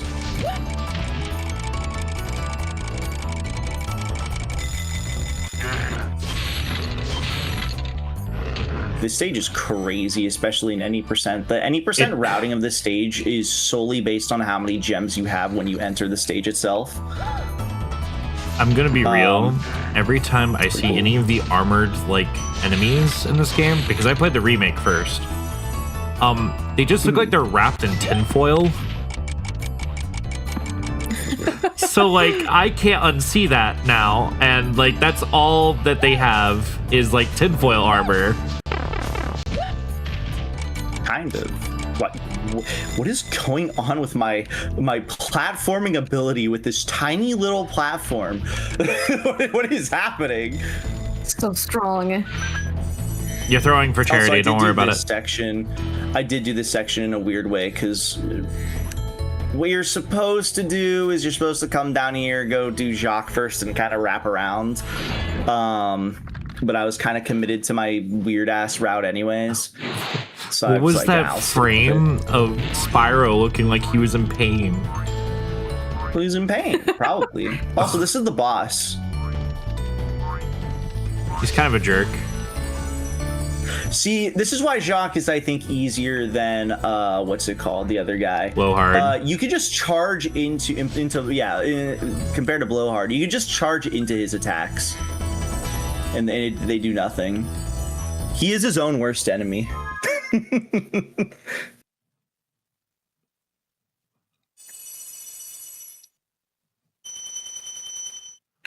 I like how every time the loading screen happens, it's like, do you want to destroy your PS1 with shiny graphics? Yeah. Yeah. I also think that the gems look very edible. They do. I can see that. They look like kissables. I don't know how to explain this other than the way that I'm going to, but I feel like I'm somehow missing a stage. Miyuchi, I'm not missing a stage, am I? I don't think so. I don't know why. There's this like thought. You know what? I need to check this now. This is like some crazy. All right. I was just gaslighting myself. All right, good to know. Whoa, okay. I got very scared for a second there. Chat, this is for a bit. Donate to charity. Thank you. I got very concerned for a moment there. You know what it was? It's because I was looking at the Terrace Village split, and I noticed that there was a 2-minute difference between Crystal Flight and Terrace Village. I'm like, something doesn't seem right about that split. There's I had to have done something. I guess I just did a good job. But I was like, there's got to be something wrong here. How did I manage that? Sometimes my failures amaze even me. There's a cool trick here that unfortunately we don't do in 120%. Some cool proxies and stuff like that. But we are not doing them. Yeah, gaslight yourself into thinking that you're playing Year of the Dragon. Wait, what? That would be a much longer game. It would. That is I'm doing 100%, absolutely. That is a 4 or 5 hour run. If you're getting like somebody who's a pirated version of the Year of Dragon. I'm doing this in Oh such a god, weird that way. version of that game is badass. No, it's really bad, actually.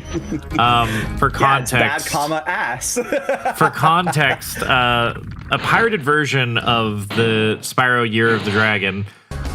It will change your language settings. It will change your button inputs. Gems will be just missing. Gems will be missing. They'll just take things, take eggs from you. It will randomly delete abilities. It will sometimes delete your save. And I think there's like, at one point, I think one of the characters literally tells you like, man, sucks that you're not playing on a real version of the game. Yeah, Zoe will talk to you and say you are playing an illegal slash tampered version of this game. Yeah, go buy the real one, kid. She will quite literally reprimand she'll you. make fun of you. Yeah. Be like, you are playing an illegal slash hacked version of this game. It's very similar to the two navigator characters in Persona 3. If you ever tried cheating in those games, Mitsuru and Fuka will say, "Oh my God, you're cheating! No way."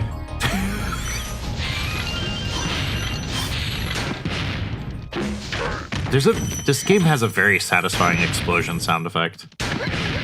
It does. This game is very satisfying in general. It still There's doesn't. something about It still it. doesn't beat the Jack 2 explosion sound effect. Are you talking about the stacked explosion sound that like assaults your eardrums? It like actually assaults your eardrums. Yeah, it's nothing. It doesn't beat that, but it's very good. I love that they didn't fix that in like any of the games. By the way, like all the Jack games just stack them. All of the like remasters have it worse as well. Oh, and when you beat Jack 1, you could start the save again, but they didn't make it so that you could. Nice. They didn't account for you to start the same file after you beat the final boss, so the whole like elevator just breaks. So then you can't leave. So you just soft lock. Speaking of interesting, there was supposed to be something here, a strong chest, right? It was just open. Yeah, sometimes the barrels they throw, one of the like little debris that comes out of the explosion will hit the fireworks crate and make it blow up. You got lucky. I don't think I've ever had that happen in a run for me personally, so that kind of caught me off guard. Also, this is one of 2 stages in the game that you are supposed to. One of 3 stages that you're supposed to actually leave through the exit portal. No, we're playing Year of the Dragon. It just made the chest like vanish. Please let me in. You're gonna see it. Yeah. We the game is not letting me in. A $100 donation from Anonymous. Thank you so much for your donation. That puts us a little less than $400 away from the 12,500 goal. Thank you so much for your donation. You guys can do it during this Spyro block. I believe in you. Because remember, Bucci is doing Spyro to 100% right after this. Yep. Which will be a very fun run. If you want to see a game that has a good mixture of movement plus like actual like glitches and stuff like that, that's your run right there. This one's almost exclusively movement, which is fantastic because my movement's really bad right now. There are some crazy glitches that happen, or in skips and stuff too, in Spyro 2, that are really cool. There's also cool things like sproutering and all that fun stuff. Sproutering's pretty cool. I like sproutering. I was just about to mention that, Irrational. Yeah. The Dorito guns. Oh, they look like they looked more like candy corn, but you know what? We could go with Doritos. that works. Yeah. Hey, little Doritos. Yeah, no, the bullets are slime in the reignited version. Apparently, I know people made a big fuss about that, but apparently the original stage was supposed to have paint guns. I think it was in concept art, actually. It is, yeah. But that being said, it's so much funnier to have them actually just packing heat. Because this is the last, like, major level of the game, right? Might as well just give them guns, sure. Yeah. Like, why not? Let's make the game a little edgy. Why not? It's just funny because it's like, now you're in my territory. Pulls out like an assault rifle. Get out of here. Goodness. I'm also going for the double death abuse route here because that is what I prefer to do. I think there is I want to say it's singular death abuse, which is faster, but I go for the double death abuse because it's safer and I am accustomed to it.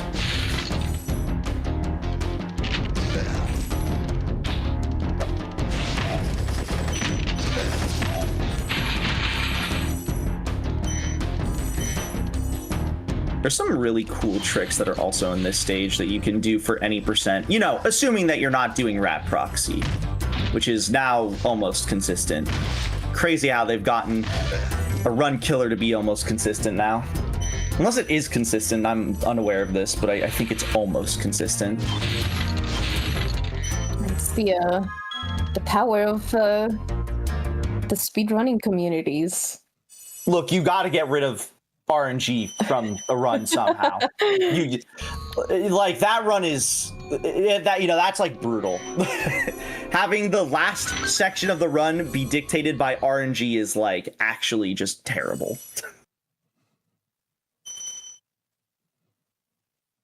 Yeah, time for final wash. All right, wash. So we're Not gonna go the end for of the run, though. Yeah, not the end of the run. Make that clear. There is one more stage after this. Yeah, so we're this getting is not the DLC end of the right run. afterwards. Precisely. See, Aki knows what's up. That being said, we're gonna try credit skip. I'm gonna try it like 3 times tops because if you do fail it, you do have to redo the stage over, which is very obnoxious. But credit skip does unironically save a ton of time. I don't know how much it is offhand, but it is a lot of time. So it is absolutely worth getting. It's just a hard trick. You have to do like a damage abuse into like a proxy, into like a very perfect. It's tough. It's tough. So like, you guys can talk all you want. I'm probably gonna focus personally when it happens because like I needed to see if I can actually, you know, hit it. But you guys can yap all you want. I can probably filter. I'll probably filter it out anyways, knowing me. Yeah, you basically want to use one of Nasty's attacks to like try to get jammed into his head and then get launched up so you can get out of bounds. But there's like even a second part to it, because when you're out of bounds, you also need to hit Nasty from out of bounds, which I feel like in a way it's the harder part of it, because you're kind of maneuvering around without really seeing much.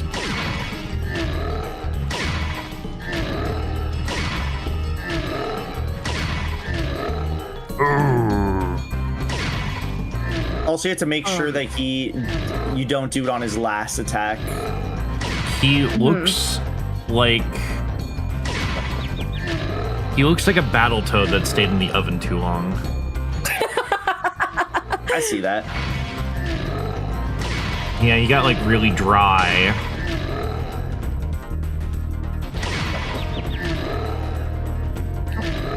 Nah, I was gonna say I think that's a little too low. Yeah. You got out of bounds though. I got a bounce, which is good. On the bright side, redoing the stage is actually really simple because and pretty quick because there are ways to make this faster, as you're about to see me get those thieves really fast. The only other downside at this point is just you have to run around the arena once more. This trick is probably, I would say this is the only, like, in terms of relatively mandatory tricks for, like, really good times, this is probably the hardest trick in the entire game. Oh, for sure. Like, I wouldn't say, like, it can be a run killer, but, like, at least if you start speedrunning this game, it's not like, you can wait a very long time before you have to start implementing this in. Like, for example, my PB is 1 hour, 35 minutes, and even then, I don't need to have credit skip in there, but I still do it anyways, because I just need to get in the habit of doing it, you know? Yeah, it's good to, like, start practicing eventually.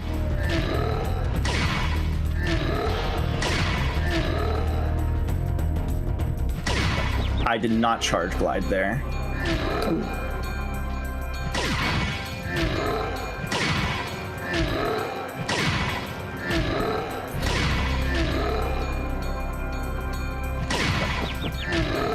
I have one more attempt on this go because you do need sparks to do this. You need to take the damage there, otherwise you will die.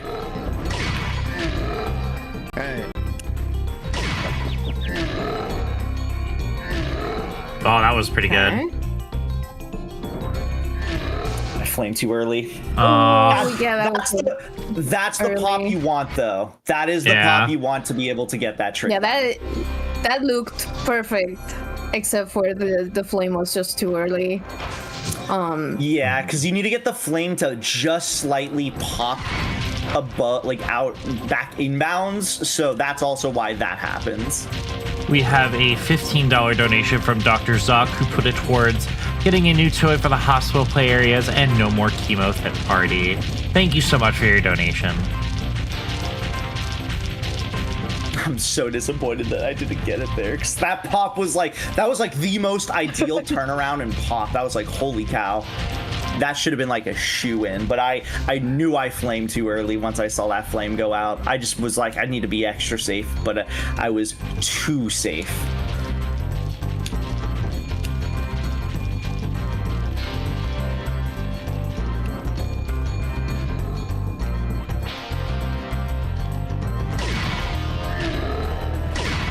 Yeah, the flame close is to him. definitely the hardest part. I agree with you, Spudley. Yeah. Because you have to angle it ever so slightly up, and you are basically blind to that whole area. A little closer, Sui. I think I should be fine, Yeah, you actually. should be fine. Yeah. But I didn't Alright. charge glide. Oh my god. Okay. It's stressful. There's No, a no, lot no, of I inputs understand. you have to do. It's fine. You're good. All right, take the hit. That might be good enough. If I did a slightly better turnaround, I probably could have got. I'll give it one more try before we just sit through the credits. Because Nice at the very bonk. least, I got the good pop, which made me feel good. I basically should have gotten it on that one time. I just slight user error happens.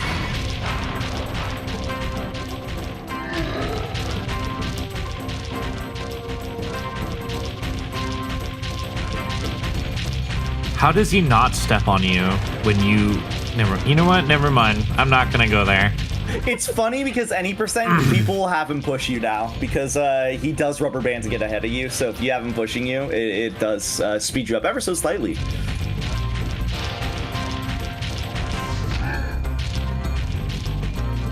Don't question it. You're right. He's a wuss. And he's ugly. Didn't you hear the beginning of the game? He's simple, he's no threat, and he's ugly. I was waiting for you to say he's simple and clean. He's also simple and clean.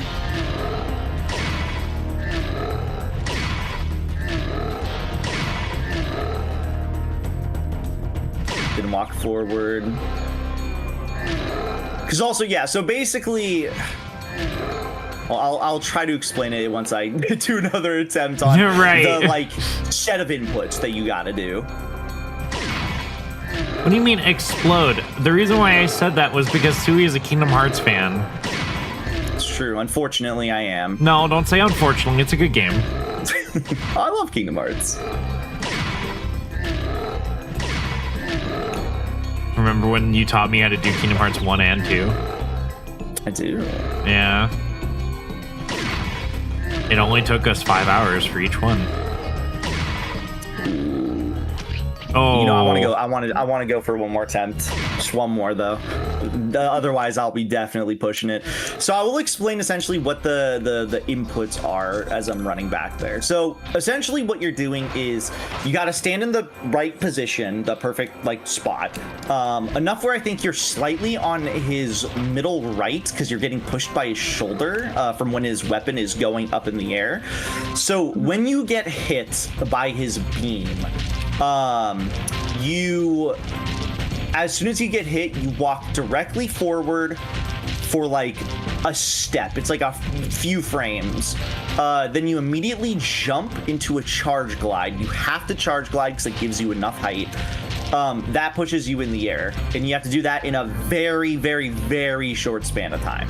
That's why it's like as precise as it is. And then after that, you have to make sure you do, obviously, once you're in the air, you have to make sure you do the turnaround, and then you have to do that like backup animation when you're flying, because that gives you the height that you need to be able to actually flame him inbounds.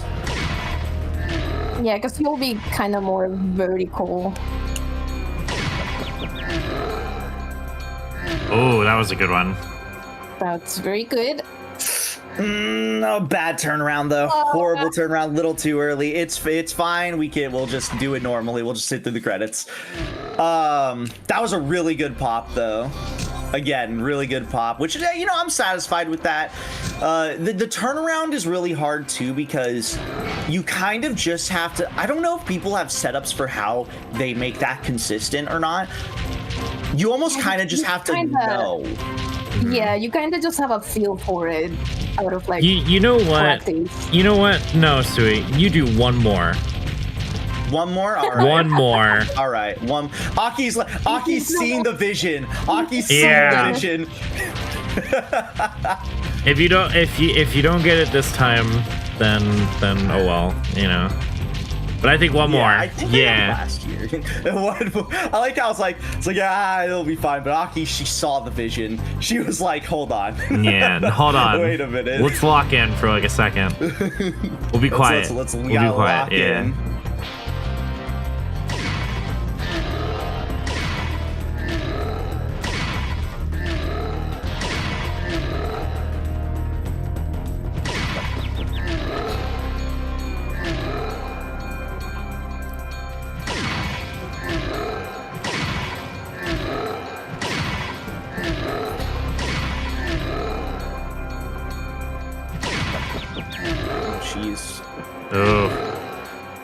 It's okay, we have one more hit that we can get away with. I don't like that positioning. The positioning here isn't as strict as you may think, but I'm just very particular.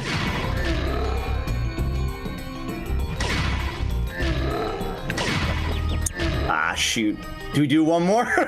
No. Or do we just kill him? Just finish it. Kill him? Yeah. We're not done with the Hi, run. Ram. I got those two good clops. Or clops? What? Yeah, clops. I got those two really good flops that tossed me really high up in the air. It's just a matter of, again, you have to hit that really well with the turnaround, and you do have to do the pullback because it moves the flame hitbox up ever so much. I just on that second one, the first one was too early. Second one, I just turned around way too early, so I was just not in a good spot. I could have possibly hit him on that second turnaround. It just would have been really weird and really hard to hit. It was at an angle that I am not accustomed to hitting. Now we get to sit through the, luckily, decently short credits. No, like we do not hit the 90 timer minutes. because we were supposed to skip the credits and do something else afterwards. Because after the credits, a couple of things open up, which is why it's called 120%. there's So we have one stage. still one level left. There's also a couple tricks in there too. Yeah, the unfortunate thing is that we cannot reset the console while it's going through the credits because unfortunately it does not count. It does not save. So Yeah. you have to either do the credits skip, or you have to sit here and watch it, which it's a pretty good credits, so I wouldn't worry too much about it. It's a cute credit sequence. There is technically another credit skip you can do, but I'm not doing it because it does risk crashing your game. Correct. Yeah. Which essentially, I'll explain what it is. There is a particular load. I think it's when you're getting into Stone Hill. You either take out the disc or you open the tray. You just open the tray. Then once it loads out of, like, once it's fading out of Stone Hill, you put it back in. I think you can technically do it a bit earlier, but usually you do it in Stone Hill. You'll put the tray back in while it's fading in, and for whatever reason, I guess this just skips the credit sequence, but if you do it incorrectly, it will just crash the game. Yeah. The other side effect is that on reboot of your console and you try to boot Spyro again, you might get sound corruption. The way to remedy this is you take the disc back out and then hard reboot the console and put it back in.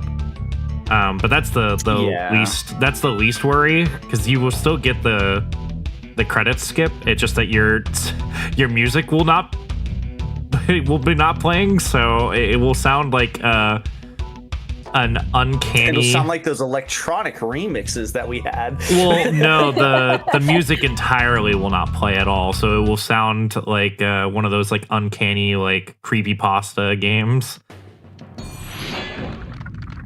Oh, I forgot, because we technically didn't get credit skip or game over. We saved Magnus, therefore we are on the other side. Anyways, we got 100% actually right there. We're still not done because we got to get the 20%, which is all in this stage. Yeah, basically, if you do that and you get sound corruption, it's basically just streamer mode. Yippee! Streamer Also, no mode. sparks. Oh yeah, you got no sparks. Good call. Good notice. Yeah, good call, Spudley. Thank you. I didn't even think about that. I didn't think about that at all. God, I thought that was intentional, to be fair, because like I wasn't sure if you needed it or I just not. completely forgot. I forgot that I lost sparks because I was trying to credit skip, and I was like, do we do one more? No, we gotta get it to Bucci's run. Because now Bucci has to go super hardcore now. I'll try my best. Yeah, can you do that, Bucci? Can you go real fast? I'll try my best. Yeah, just go like full like no talk, just no commentary whatsoever. Just like, all right, I'm gonna focus. I don't know if I hit the firework there. I don't think I did. I didn't. That's a cute little trick you can do. Yeah. So there's a turnaround in the game when you're flying, because technically you get the flight abilities. There's a cute little turnaround that you fly really high in the air, but because there's a height limit, because of just how this stage works, you can kind of do something silly like this. To be fair, even with like Sui's mistakes, we had a very nasty Super Metroid rando map randa, so we were behind by about an hour on the schedule, but that's okay. Yeah, I mean, if I took marathon runs are always going to be like this, so like there's always going to be you know, sometimes we're a little bit early. Yeah. Hit the thing. I'm doing it like this. All right, let's do this trick. Nope, didn't get it there. We're trying to get Fast Thief here. Otherwise, you have to chase him around like 3 times before you actually can get up to him. It's a little silly. No, actually, hold on. While I'm here, I'm gonna get that firework.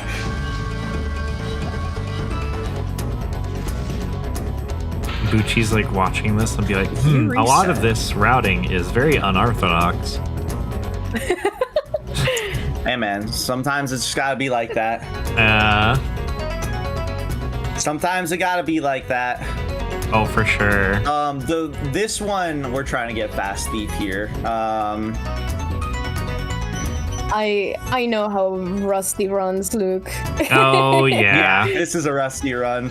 On the bright side, though, we got Fast Thief, which is very nice. Yeah, I genuinely, despite that massive-looking detour, guarantee you would have took longer if I actually just kept chasing him. That's how bad Fast Thief is.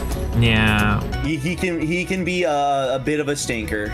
Can we get a $300 donation for Fast Thief? That would be cool. Totally would not put us over messes our... up in this stage. Oh, when the music messes up, the piano turns into like Crazy Train. It's really funny. Good, I wanted to do that. 'Cause I love the song here. I just think it'd be really funny if it glitched out here. Now we get to get all of the gems. Every gem in all the games. All of the gems. I still don't know the technical optimal routing to grabbing all these gems. I just like grabbing them all in very weird ways.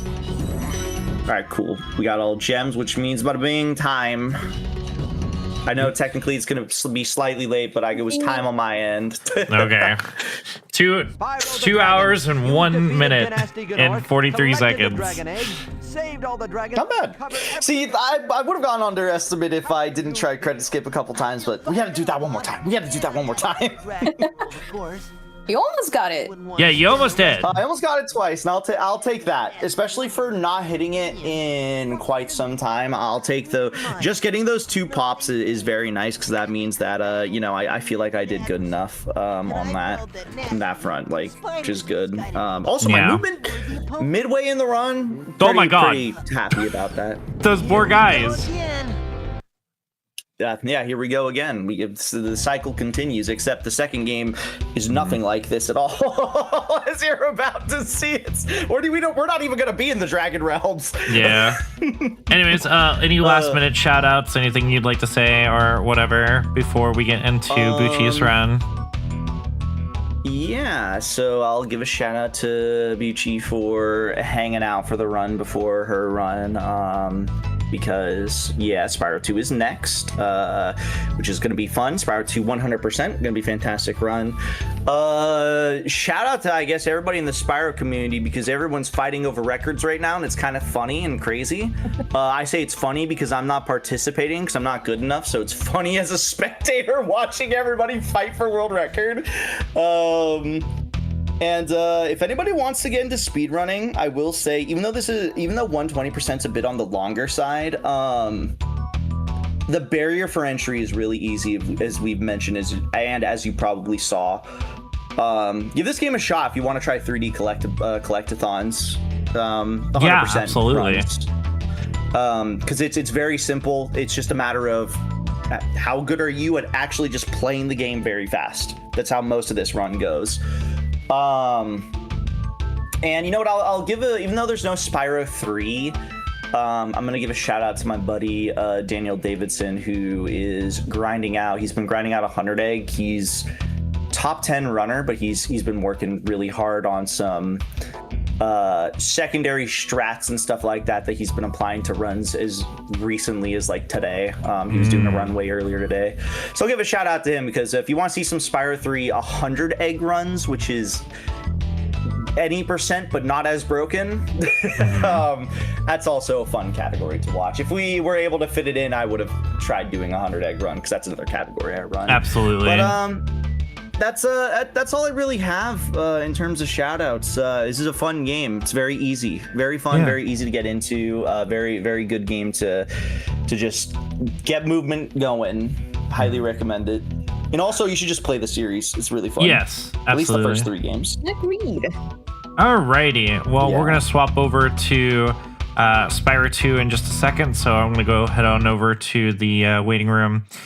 Thank you again, both Bucci and Sui, for sharing and showcasing this game. It was lovely to have you guys here. So we'll be right back in just a second. All right. Yippee.